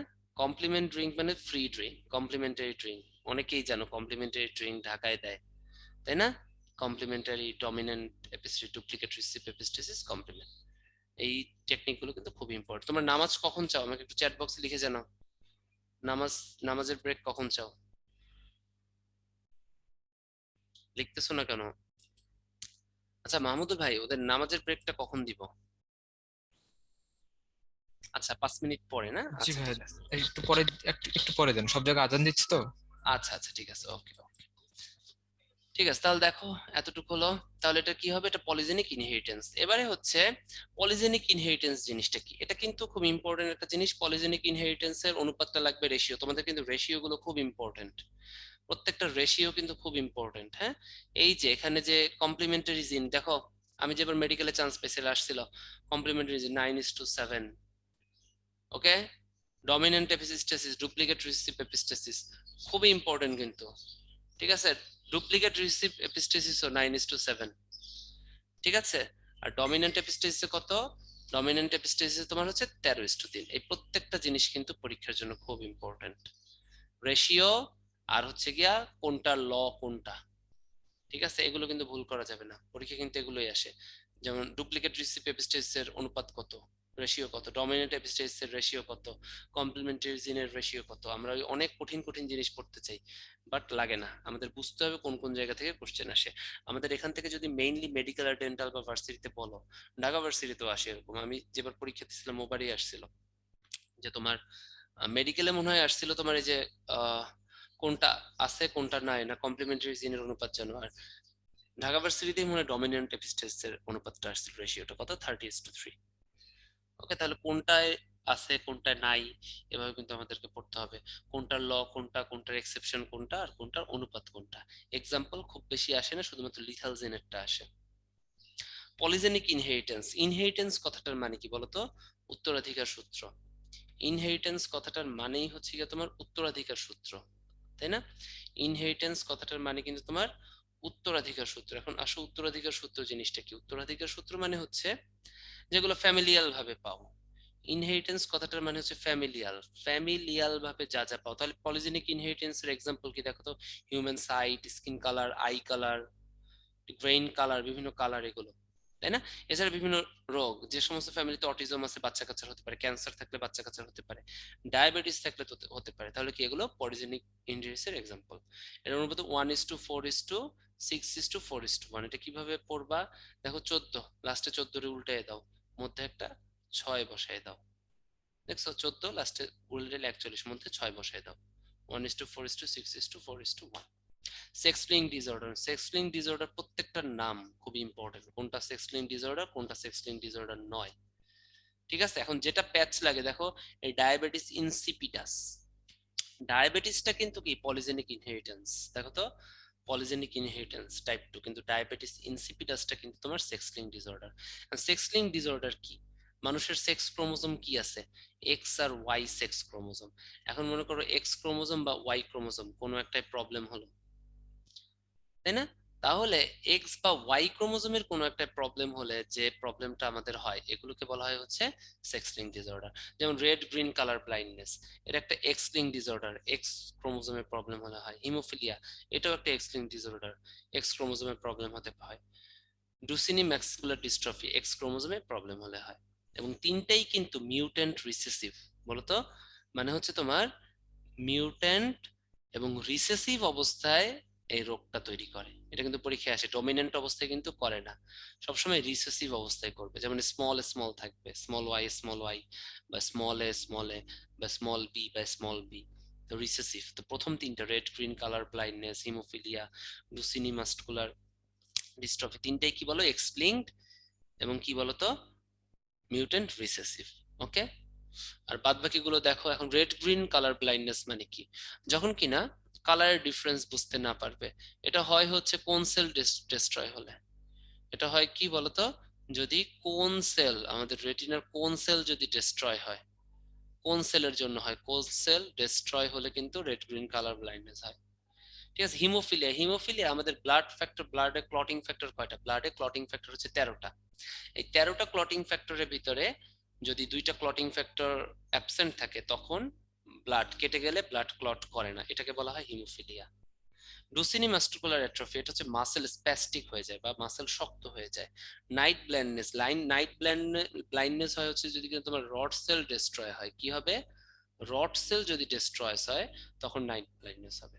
টেস্টিকুলার ফেমিনাইজেশন, টেস্টিক, তাই না, ছেলেদের কিন্তু টেস্টিস আস্তে আস্তে মেয়েতে পরিণত হতে পারে, একদম মেয়ে হয়ে যেতে পারে ছেলেটা। এটা দিয়ে টেনশন করার তো কোনো দরকার নেই, কারণ এটা হয় 0.000000000 ইনফিনিটি 1%, সো ভয় পাওয়ার কোনো দরকার নেই। হাইপারট্রাইকোসিস, সারা বডিতে যদি লোম বা চুল থাকে, এটাকে বলা হয় হাইপারট্রাইকোসিস। ডায়াবেটিস ইনসিপিটাস, ডায়াবেটিস আর ডায়াবেটিস ইনসিপিটাস কিন্তু এক না। ডায়াবেটিস ইনসিপিটাসে প্রচুর প্রস্রাব হয়, কিন্তু সকল ডায়াবেটিস রোগীদের কিন্তু প্রস্রাব হয় না। অপটিক অ্যাট্রফি, অপটিক অ্যাট্রফি মানে হচ্ছে, অ্যাট্রফি মানে হচ্ছে উইকনেস বা কমে যাওয়া, রিডিউসড, তাহলে weakness of the optic nerve. Myopia, myopia মানে হচ্ছে শর্ট সাইটনেস, মানে কাছের জিনিস ভালো দেখা, দূরের জিনিস ভালো না দেখতে পাওয়া। তাহলে এই জিনিসগুলো কিন্তু সেক্স লিঙ্ক ডিসঅর্ডার, পরীক্ষায় আসতে পারে কোনটা সেক্স লিঙ্ক ডিসঅর্ডার কোনটা সেক্স লিঙ্ক ডিসঅর্ডার না। তাহলে সেক্স লিঙ্ক ডিসঅর্ডার প্রত্যেকটার নাম কিন্তু আমাদের খুব সুন্দর মতো পড়তে হবে। তাহলে আসো প্রত্যেকটা দেখি। আমাদের ফার্স্টে কি ছিল, ফার্স্টে ছিল যে রেড গ্রিন কালার ব্লাইন্ডনেস, এটা কি, রেড গ্রিন কালার ব্লাইন্ডনেস, তাই না? রেড গ্রিন কালার ব্লাইন্ডনেস কেন হবে অলরেডি তোমাদের বলে দিছি, যখন কিনা unable to produce colour sensitive কোন সেল, এবং এটা দেখার জন্য ইশিহারা কালার টেস্ট করা হয়। এবং এই রেড গ্রিন কালার ব্লাইন্ডনেস এটা আবিষ্কার করতে হচ্ছে বিজ্ঞানী বা সায়েন্টিস্ট জন ডাল্টন। তাই এটা আরেকটা নাম হচ্ছে ডাল্টনিজম। তা দেখো তো, এটা 12 বোঝা যাচ্ছে, এটা 8 বোঝা যাচ্ছে, এটা 42 বোঝা যাচ্ছে, তাই না? এটা 6 বোঝা যাচ্ছে, এটা 71 বোঝা যাচ্ছে, এটা 8 বোঝা যাচ্ছে, এটা 12 বোঝা যাচ্ছে। তার মানে আমরা বুঝতে পারতেছি, কালার ধরতে পারতেছি। এই টেস্টটার নাম হচ্ছে ইশিহারা কালার টেস্ট। তার মানে ইশিহারা কালার টেস্টের সাহায্যে আমরা রেড গ্রিন কালার ব্লাইন্ডনেসটা বুঝতে পারি। হিমোফিলিয়া, দেখো তো, হিমোফিলিয়া, হিমোফিলিয়া কি? আমি বলছি আমাদের ব্লাডে ফ্যাক্টর কয়টা, ক্লটিং ফ্যাক্টর কয়টা? ব্লাডে ক্লটিং ফ্যাক্টর হচ্ছে 13টা। এখন এর ভিতরে হিমোফিলিয়া কি টু টাইপস হতে পারে, যদি কিনা ফ্যাক্টর কত 13টা, এই 13টা ক্লটিং ফ্যাক্টরের মধ্যে আমাদের ব্লাডে কেটে গেলে রক্ত পড়া বন্ধ করতে ক্লটিং ফ্যাক্টর কয়টা? ক্লটিং মানে রক্ত পড়া বন্ধ করা, ক্লটিং। তাহলে ক্লটিং ফ্যাক্টর 8 যদি মিসিং থাকে তাহলে ওটাকে বলা হয় হিমোফিলিয়া এ, এটার একটা নাম ক্লাসিক হিমোফিলিয়া। আর যদি ক্লটিং ফ্যাক্টর 9টা মিসিং থাকে, দেখো তো এটা কি, ক্লটিং ফ্যাক্টর 9 যদি মিসিং থাকে এটা হচ্ছে হিমোফিলিয়া বি বা ক্রিসমাস ডিজিজ। ঠিক আছে, তাহলে হিমোফিলিয়া অলরেডি বলে আসছি এটা কি, একটা এক্স ক্রোমোজোম ডিসঅর্ডার বা X link disorder. X X ক্রোমোজোমে প্রবলেম থাকলে হয়, ওয়াইতে না। তাহলে কি এরাও কিন্তু রিসেসিভ মিউটেন্ট, বলে বলে হিমোফিলিয়া কি একটা রিসেসিভ, রিসেসিভ জিনের জন্যই কিন্তু হবে। মাসকুলার ডিস্ট্রফিও কি সেম। ঠিক আছে, মাসকুলার ডিস্ট্রফিতে কি হবে, কার্ডিয়াক মাসেল হোক, স্কেলেটাল মাসেল হোক, এনি মাসেল হোক বা ব্রেইন হোক, এগুলো স্প্যাস্টিক হয়ে যাবে। ঠিক আছে, 1 এবং 50,000 ভয় পাওয়ার খুব দরকার নেই, 50,000-এ মাত্র একটা বাচ্চার এটা হতে পারে, তারপরেও কিন্তু একটা খুব ঝামেলা। ঠিক আছে, ইট হ্যাজ নো ট্রিটমেন্ট, এটা কিন্তু তেমন কোনো ট্রিটমেন্ট নাই। সেই জন্য এগুলো যাতে না হয় এই জন্য কিন্তু আমাদের মানে কি বলবো, মানে খুব হেলদি লাইফ লিড করতে হবে। তো এর ভিতরে দেখো তোমাদের যেটা আসবে, বারবার বলে দেবো, একসাথে লিখে দিলাম এই জন্য কিন্তু স্লাইডের ভিতর থেকে আমি আর চাই নাই। সেটা হচ্ছে প্রথম তিনটা x linked, x link disorder. Sex link disorder মানে কি হবে, এক্স বা ওয়াই যে কোনো একটা ডিসঅর্ডার। এর ভিতরে প্রথম তিনটা কি এক্স লিঙ্ক, পরের গুলো ওয়াইও হতে পারে এক্সও হতে পারে। ঠিক আছে, কিন্তু প্রথম তিনটা একদম এক্স লিঙ্কড আর হচ্ছে মিউটেন্ট রিসেসিভ এর মাধ্যমে হয়, এই কথাটা কিন্তু ইম্পর্টেন্ট। আর হিমোফিলিয়া দেখো তো, হিমোফিলিয়া এ হয় কি, ফ্যাক্টর ক্লটিং ফ্যাক্টর 8 যদি মিসিং থাকে, আর হিমোফিলিয়া বি হয় ক্লটিং ফ্যাক্টর 9 যদি মিসিং থাকে। এই 8 আর 9 এর ভিতর 8 আগে না 9 আগে? 8 আগে, 9 পরে। হিমোফিলিয়া এ এর আগে, এ আগে না বি আগে? এ আগে। তাহলে যেটা আগে ওইটা মিসিং, তাহলে 8 আগে, তাহলে হিমোফিলিয়া এতে 8 মিসিং, 8 মিসিং, ক্লাসিক হিমোফিলিয়া বলা হয়। আর হিমোফিলিয়া বি তে হচ্ছে ক্লটিং ফ্যাক্টর 9 মিসিং, ওটাকে ক্রিসমাস ডিজিজ বলা হয়। ঠিক আছে, এই জিনিসগুলো কিন্তু আমাদেরকে দেখতে হবে। তাহলে আমরা একটু দেখি, ব্রেক দিব কখন?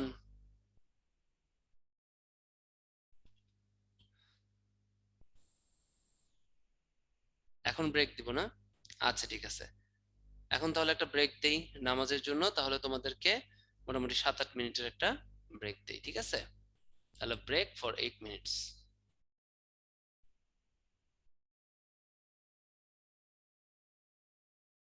এরপরে আমরা ব্লাড গ্রুপ পড়বো, হ্যাঁ? Break for 7 to 8 minutes. তাড়াতাড়ি একটু আসো নামাজ পড়ে, হ্যাঁ? ওকে।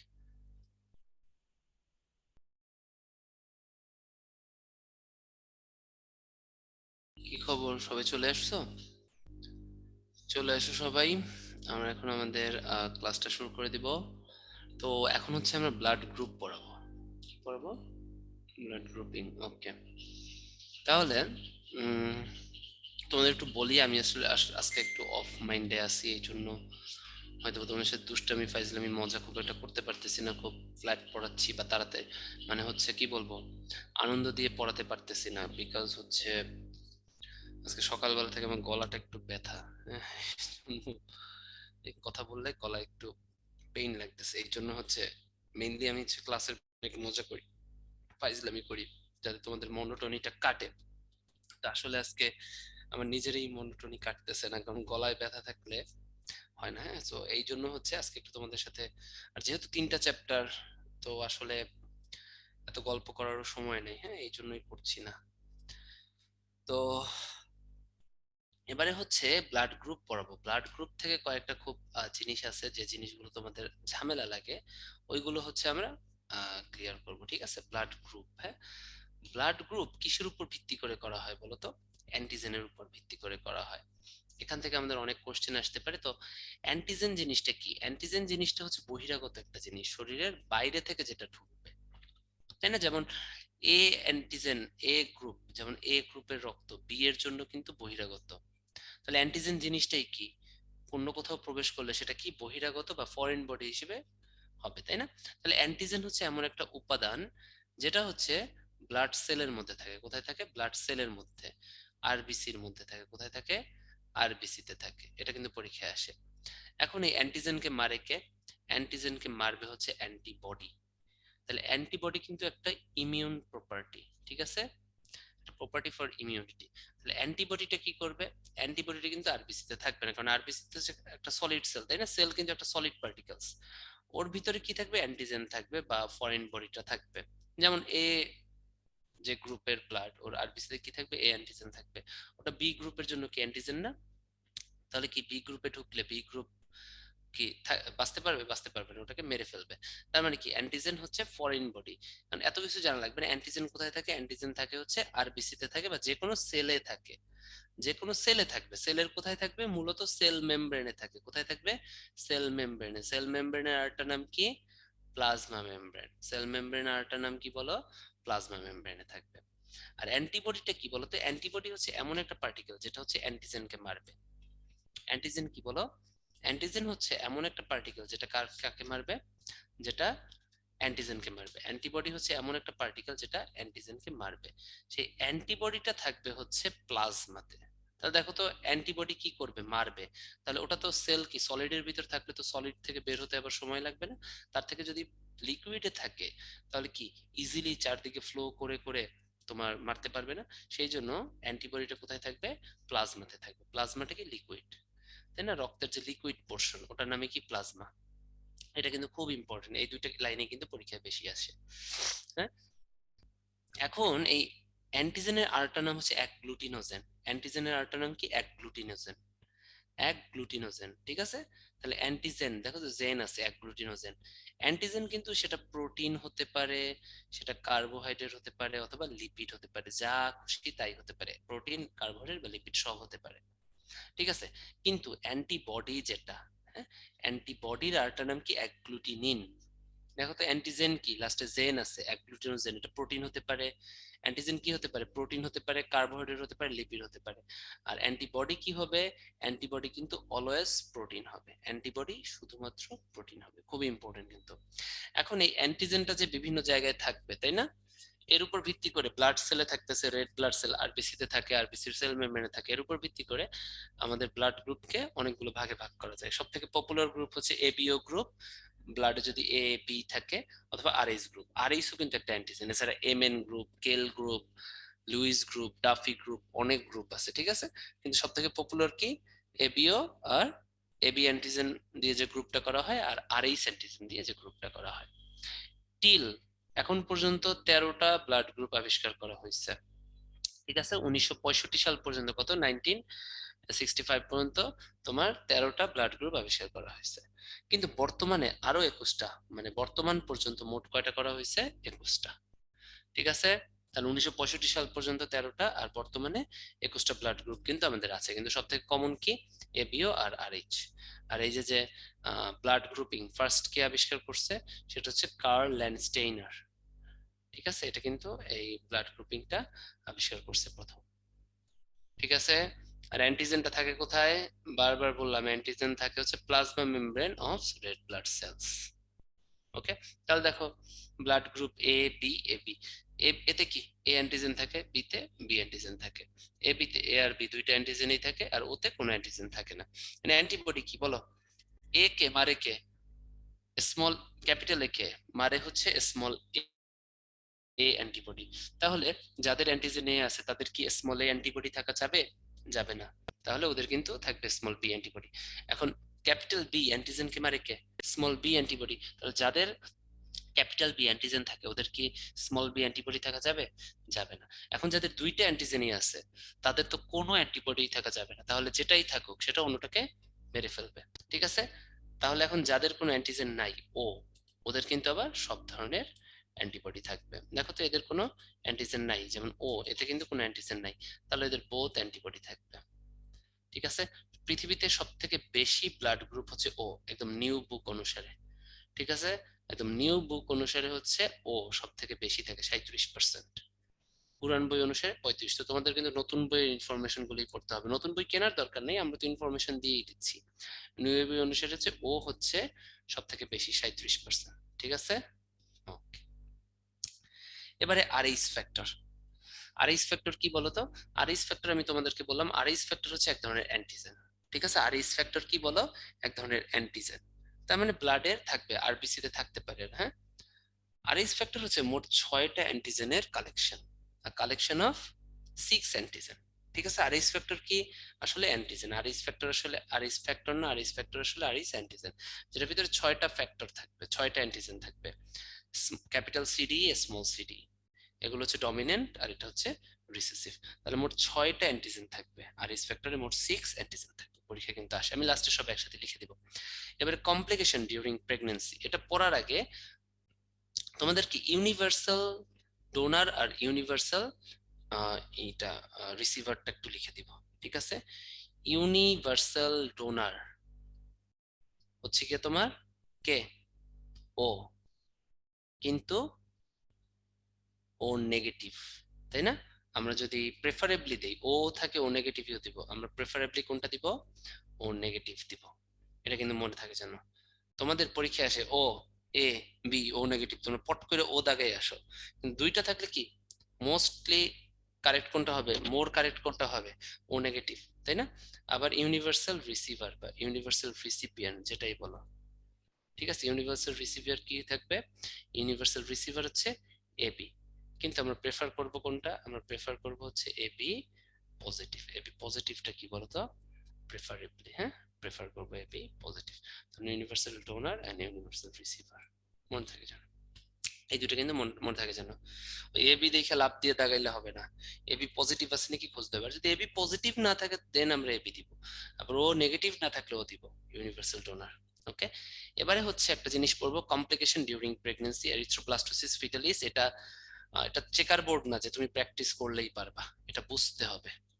ঠিক আছে, এটা বুঝাবো, কারণ এটা যতই সময় থাকুক সময় লাগুক এটা বুঝাই দিতে হবে, এটা যদি না বুঝাই দেই এটা তোমরা বুঝবা না। এটা খুব মানে বেশ কঠিন একটা জিনিস, বাট বুঝলে পানির মতো সোজা হয়ে যাবে, হ্যাঁ, লিখতে পারবা তোমরা খাতায়, এবং এটা কিন্তু আসতেই পারে যখন তখন। ঠিক আছে, এটা খুব আসার মতো একটা কোশ্চেন, কেমন? এটা হচ্ছে তোমার আসার মতো একটা কোশ্চেন। তাহলে আসো আমরা একটু দেখি কমপ্লিকেশন ডিউরিং প্রেগন্যান্সিটা একটু দেখি, হ্যাঁ। কি হতে পারে এরিথ্রোব্লাস্টোসিস ফিটালিসটা কখন হয়? আমরা যখন শুরু করব, আমরা যখন জিনিসটা শুরু করব এই জিনিসটা যাতে ঠিক হয় এটা, তাহলে শুরু করার সময় আমরা দেখবো এটা কখন হবে। এটা হওয়ার জন্য অবশ্যই প্রথম যে বাবাটা মেইলটা আরএইচ পজিটিভ হতে হবে, আরএইচ পজিটিভ হতে হবে, এবং ফিমেলটা মাটা কি হতে হবে? আরএইচ নেগেটিভ হতে হবে। আরএইচ কি হতে হবে? Negative minus. ঠিক আছে, বাবা কি হতে হবে? পজিটিভ, এবং ফিমেল কি হতে হবে? আরএইচ নেগেটিভ হতে হবে, ফিমেলটা নেগেটিভ মাইনাস হতে হবে। ঠিক আছে, নেগেটিভ হতে হবে, হ্যাঁ। আর বাবাটা আরএইচ পজিটিভ হতে হবে। ঠিক আছে, এবং বাবাটা কি হতে হবে? ডমিনেন্ট ট্রেট হতে হবে। কি হতে হবে? ডমিনেন্ট ট্রেট। আর ফিমেলটা হতে হবে হচ্ছে রিসেসিভ। তখনই এই ঝামেলাটা হতে পারে। তাহলে ফার্স্ট যে বেবিটা হতে হবে, ফার্স্ট বেবিটা কি হবে বলতো? ফার্স্ট বেবিটা অবশ্যই আর ইস পজিটিভ হবে, কারণ ডমিনেন্ট ট্রেট কি ছিল? ডমিনেন্ট ট্রেটটা ছিল হচ্ছে আর ইস পজিটিভ। তাহলে ফার্স্ট বেবি কি হবে দেখো তো? ফার্স্ট বেবি হবে আর ইস পজিটিভ, অলওয়েজ বেবি পজিটিভই হবে। তাহলে ফার্স্ট বেবি যদি পজিটিভ হয় অলওয়েজ এই বেবিটা কি হবে? পজিটিভ হবে। এখন দেখো তো, বেবিটা মায়ের শরীরে থাকে, বেবিটা কি মায়ের শরীরে থাকে, এখন এই পেটের ভিতরে বেবিকে কি বলা হয়? ফিটাস, মায়ের শরীরে। ফিটাস আর মায়ের ভিতরে একটা কানেকশন থাকে, কি কানেকশন থাকে? প্লাসেন্টা। তাহলে ওই প্লাসেন্টা দিয়ে এই আরএইচ পজিটিভ কোথায় যাবে? মায়ের বডিতে যাবে, মানে আরএইচ নেগেটিভ এর মধ্যে যাবে। তাহলে আরএইচ পজিটিভ মায়ের বডিতে যাচ্ছে মানে কি যাচ্ছে বলতো? বেবির কি ছিল? আরএইচ পজিটিভ, তার মানে আরএইচ ফ্যাক্টরটা কোথায় যাচ্ছে, বা আরএইচ অ্যান্টিজেনটা কোথায় যাচ্ছে? আরএইচ ফ্যাক্টর বা আরএইচ অ্যান্টিজেন কোথায় যাচ্ছে? মায়ের বডিতে যাচ্ছে। মায়ের কি? Rh negative. তাহলে ও কি করবে? এই অ্যান্টিজেনটাকে মারার জন্য মায়ের বডি থেকে কি তৈরি হবে, একটা অ্যান্টিবডি তৈরি হবে। ওই অ্যান্টিবডিটার নাম হচ্ছে অ্যান্টি আরএইচ ফ্যাক্টর। কারণ আরএইচ অ্যান্টিজেন কি, ওর তো নাই, ওর আরএইচ নেগেটিভ।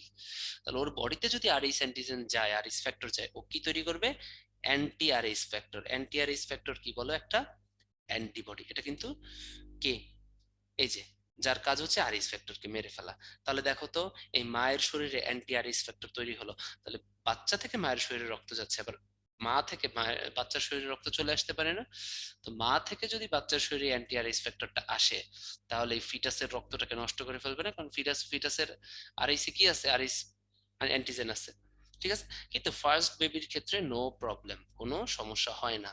কারণ এই অ্যান্টি আরএইচ ফ্যাক্টর বা এই অ্যান্টিবডিটা তৈরি হতে, অ্যান্টি আরএইচ ফ্যাক্টর কি একটা অ্যান্টিবডি, এটা তৈরি হতে যে সময় লাগে তার আগে বেবি হয়ে যায়। এটা তৈরি হতে মোটামুটি 11 মাস সময় লাগে, আর বাচ্চা তো মোটামুটি 9 মাস 10 মাসে হয়ে যায়। তাই ফার্স্ট বেবির ক্ষেত্রে কোনো সমস্যা হয় না। কিন্তু সেকেন্ড বেবির ক্ষেত্রে কি হয় দেখো, সেকেন্ড বেবির ক্ষেত্রেও কি হয় দেখো তো, আরএইচ পজিটিভ হয়। এখন সেকেন্ড বেবির ক্ষেত্রে কি আর নতুন করে 10 মাস সময় লাগবে? লাগবে না, ওই আগেই তো অ্যান্টি আরএইচ ফ্যাক্টর মায়ের বডিতে তৈরি আছে। তাহলে সেকেন্ড বেবিটা যেই হবে, ওর ফিটাস বা ওর বাচ্চার ভিতরে একদম সাথে সাথে এই অ্যান্টিবডিটা, অ্যান্টি আরএইচ ফ্যাক্টর এসে বেবির কি আরএইচ পজিটিভ মানে আরএইচ অ্যান্টিজেন আছে, একে ধ্বংস করা শুরু করবে। তার মানে কি, ফিটাসের আরএইচ কে ধ্বংস করবে, আরএইচ ফ্যাক্টরকে। আরএইচ ফ্যাক্টর কোথায় থাকে, লোহিত রক্তকণিকায় থাকবে। ফলে ফিটাসের আরবিসি ধ্বংস হবে। And বাবুর যে যে কোনো ধরনের ছোট কোষকে আমরা কি বলি, ব্লাস্ট। তাহলে আমাদের রক্তকোষ বা লোহিত রক্তকণিকা বা আরবিসির নাম কি বলো, এরিথ্রোসাইট। আর বাবুদের বা ফিটাস, পেটের ভিতর যে বাচ্চাটা, ওর আরবিসির নাম কি হবে, এরিথ্রোব্লাস্ট। তখন কি হবে, এই এরিথ্রোব্লাস্ট ভাঙা শুরু করবে। ভাঙাকে বলা হয় ইস, লাস্টে ওসিস বা সিস এগুলো থাকা মানে ভাঙা। তাহলে এরিথ্রোব্লাস্টোসিস মানে, এরিথ্রোব্লাস্টোসিস ভাঙা শুরু করবে। আর যেটা বাচ্চাতে হয়, পেটে গর্ভে থাকা বাচ্চা থেকে কি বলবো, এরিথ্রোব্লাস্টোসিস ফিটালিস। যেটাতে হলে ওই যে আরবিসি ভেঙে যায়, ফলে বাবুর জন্ডিস হতে পারে, এমনকি বাবু মারাও যেতে পারে। এটা কিন্তু খুবই ইম্পর্টেন্ট আমাদের রিটেনের জন্য। অবজেক্টিভে শুধু এতটুকুই আসবে, সেকেন্ড বেবির ক্ষেত্রে কখন প্রবলেম হয়, উত্তর হচ্ছে সেকেন্ড বেবি থেকে প্রবলেম হয়। ঠিক আছে, আর একটা প্রবলেম হতে পারে, আরএইচ ফ্যাক্টরটা কি, এটা কিন্তু অ্যান্টিজেন, এটা কিন্তু ভুল না, এটা কিন্তু বারবার বললাম, আরএইচ ফ্যাক্টর হচ্ছে 6টা অ্যান্টিজেনের সমষ্টি, আর অ্যান্টি আরএইচ ফ্যাক্টরটা কিন্তু অ্যান্টিবডি। এই কথাটা কিন্তু ভুলো না। ঠিক আছে, এই কথাগুলো আসতে পারে। ওকে, ইভলিউশন। ইভলিউশন থেকে খুব তাড়াতাড়ি পড়ে যাব। ইভলিউশনের ফাদারকে, ইভলিউশন আবিষ্কার করে হচ্ছে এমপেডোক্লিস। কে বলতো, এমপেডোক্লিস। তোমাদের অনেকেরই ধারণা, সেটা হচ্ছে ইভলিউশন আর ডারউইনের ভিতরে একটা ইলিগাল রিলেশন আছে বা অবৈধ সম্পর্ক আছে না। ঠিক আছে, ডারউইন আর ইভলিউশন সম্পূর্ণ আলাদা। ইভলিউশনের ফাদার বা ইভলিউশন আবিষ্কার করছে মিস্টার এমপেডোক্লিস, আর ডারউইন আবিষ্কার করছে হচ্ছে natural selection, theory of natural selection. ঠিক আছে, আর ল্যামার্ক আবিষ্কার করছে হচ্ছে থিওরি অফ ইনহেরিটেন্স। তো এই তিনটা যাতে প্যাচ না লাগে, বারবার পরীক্ষা আসে, ডারউইন কি, theory of natural selection, Lamarck theory of inheritance, আর এমপেডোক্লিস হচ্ছে ফাদার অফ ইভলিউশন। মনে থাকে যেন। ঠিক আছে, এই জিনিসগুলো কিন্তু ভুল করা যাবে না। এবার ল্যামার্কিজম, ল্যামার্ক কি বলছে, ল্যামার্ক হচ্ছে ইনহেরিটেন্সের কথাগুলো বলছে, যে উত্তরাধিকার সূত্রে ল, গ্রোথ, হ্যাঁ, changes, use and disuses, inheritance of acquired characteristics. এগুলো ভুংচুং কথা পড়ার কোনো দরকার নেই, একবার জাস্ট দেখবা, জীবনে আসবে না। আর ডারউইন বলছে হচ্ছে ন্যাচারাল সিলেকশন। ঠিক আছে, সে একটা বই লিখছে, origin of species by means of natural selection, public in 1859, 1859। এটা পরীক্ষায় আসবে, যেহেতু তিনি ন্যাচারাল সিলেকশনের থিওরি দিচ্ছে, তার বইয়ের নাম কি, origin of species by means of natural selection. Okay, এবারে এই যে যে ইভলিউশন হয়েছে, এটার অনেকগুলো এভিডেন্স অনেকে বলছে, morphological evidence, palaeontological, geological evidence, এগুলো বলছে। তো প্যালিওন্টোলজিক্যাল এভিডেন্স বা তোমার হচ্ছে প্যালিওন্টোলজি কি, প্যালিওন্টোলজি হচ্ছে গিয়ে তোমার ফসিল নিয়ে স্টাডি। ফসিল কি, ফসিল হচ্ছে ওই আগের দিনে যে প্রাণী ছিল, ডাইনোসর টাইনোসর, এগুলো মাটির সাথে মিশে গেছে, তাই না, পাথরের সাথে মিশে গেছে, ওই পাথর থেকে ওই আঁশ বা ওই ফাইবারটা নিয়ে আমরা যদি স্টাডি করি, ওটার নাম হচ্ছে প্যালিওন্টোলজি। ঠিক আছে, এই প্যালিওন্টোলজি থেকে বলা হয়েছে যে ছোট থেকে আলটিমেটলি উপরের দিকে প্রাণী গ্লোরিফাইড হয়েছে। যেমন ফার্স্টে ছিল ফিশাস, তারপরে অ্যামফিবিয়া, ঠিক আছে, তারপরে রেপটাইলিয়া, তারপরে বার্ডস বা এভিস, এভিস বা এদেরকে বলবো বার্ডস। তারপর হচ্ছে ম্যামলস, তাই না? এরকম। তাহলে দেখো এই প্যালিওন্টোলজি দিয়ে বলছে যে রেপটাইলিয়া থেকেই এভিস তৈরি হয়, তাই না? রেপটাইলিয়া থেকেই কিন্তু এভিস তৈরি হয়। অথবা আমরা যখন ওই যে হিউম্যান অ্যানিমাল ডাইভার্সিটি চ্যাপ্টারটা পড়বো, ওর ভিতরে 7টা ইম্পর্টেন্ট ক্লাস পড়বো না ভার্টিব্রাটার, তখন কিন্তু এভাবে সিরিয়ালি পড়বো। ফিশেসের ছিল অ্যাক্টিনোপটেরিকি, কনভিকথাইস, সার্কোপটেরিকি, তাই না? তারপরে অ্যামফিবিয়া, রেপটাইলিয়া, এভিস, আমরা কিন্তু সিরিয়ালি দেখছি নিচ থেকে উপরে যায়। তার মানে আস্তে আস্তে উন্নত প্রাণী হয়তো। বলছে যে birds are the glorified reptiles, তাহলে বার্ডস আর গ্লোরিফাইড রেপটাইলস, আর মানে বার্ডসটাই আলটিমেটলি ইভলিউটেড হয়ে রেপটাইলস হয়েছে। লিভিং ফসিল কি কি আছে, হ্যাঁ, এটা মনে রাখার জন্য একটা খুব ইম্পর্টেন্ট লিভিং ফসিল হচ্ছে সাইকাস, এটা তো পড়তেই হবে। আরো অনেকগুলো, এটা মনে রাখার উপায় হচ্ছে সি প্লাস বি প্লাস নামে একটা দোকান আছে, শাড়ির দোকান না জামা কাপড়ের দোকান, যেন আই ডোন্ট নো, মাঝে মধ্যে দেখি আম্মু যায়, তাই না? বি প্লাস বা বি প্লাস এর তোমার মানে ব্যাগ দেখা যায়। তাহলে আমরা মনে রাখবো সি প্লাস। সিতে কি দেখো তো, সাইকাস, হ্যাঁ। পিতে পেরিপ্যাটাস, পিতে হচ্ছে প্লাটিপাস, এলে লিমুলাস, এলে কি লাটিমারিয়া, এসে কি স্ফেনোডন। তার লিভিং ফসিল হচ্ছে এগুলো, সি প্লাস। ওকে, এগুলো কিন্তু খুব ইম্পর্টেন্ট। ওকে, এবারে আসো মরফোলজিক্যাল এভিডেন্স। মরফোলজিক্যাল এভিডেন্স আমরা কিভাবে বুঝবো যে আসলে আলটিমেটলি চেঞ্জ ঘটছে? তো এটা দেখো, এটা কিন্তু এখান থেকে এইটাই সব থেকে ইম্পর্টেন্ট। তো ফার্স্ট হচ্ছে ইনঅ্যাক্টিভ অর্গান, যেমন মানুষের বডিতে অনেক, হিউম্যান বডিতে প্রায় অ্যারাউন্ড 100 ইনঅ্যাক্টিভ অর্গান দেখা যায়, অ্যারাউন্ড 100 ইনঅ্যাক্টিভ অর্গানস মানুষের বডিতে দেখা যায়। ভেরি ভেরি ইম্পর্টেন্ট, মানুষের বডিতে অ্যারাউন্ড 100 ইনঅ্যাক্টিভ অর্গানস কিন্তু আমরা পাবো। ঠিক আছে, মানুষের বডিতে কত, প্রায় 100, অ্যারাউন্ড 100 ইনঅ্যাক্টিভ অর্গান অর্গান মানুষের শরীরে আমরা পাই। যেমন কিনা উইজডম টিথ, কোনো কাজ নাই, তো কেন আছে, হয়তো বা একসময় কাজ ছিল। তারপরে মেইল ব্রেস্ট, মেইলে তো ব্রেস্ট আছে, তাই না? কিন্তু এর থেকে কিন্তু কোনো মিল্ক বের হয় না, তার কেন আছে, একসময় হয়তো ছিল। অ্যাপেন্ডিক্স আছে, বাট কোনো কাজ নাই, বাট একসময় হয়তো ছিল। তাহলে এগুলো হচ্ছে ইনঅ্যাক্টিভ অর্গান ইভলিউশনের কি এভিডেন্স বলে সায়েন্টিস্টরা বলছে। এবারে এই যে দেখো, আমরা যখন 7টা ক্লাস পড়বো, ফিশেস, ফিশেস কি ছিল বলতো? ফিশেস ফার্স্টে ছিল হচ্ছে অ্যাক্টিনোপটেরিকি, তাই না? অ্যাক্টিনোপটেরিজি, তারপর হচ্ছে সার্কোপটেরিকি, তাই না? সার্কোপটেরিকি।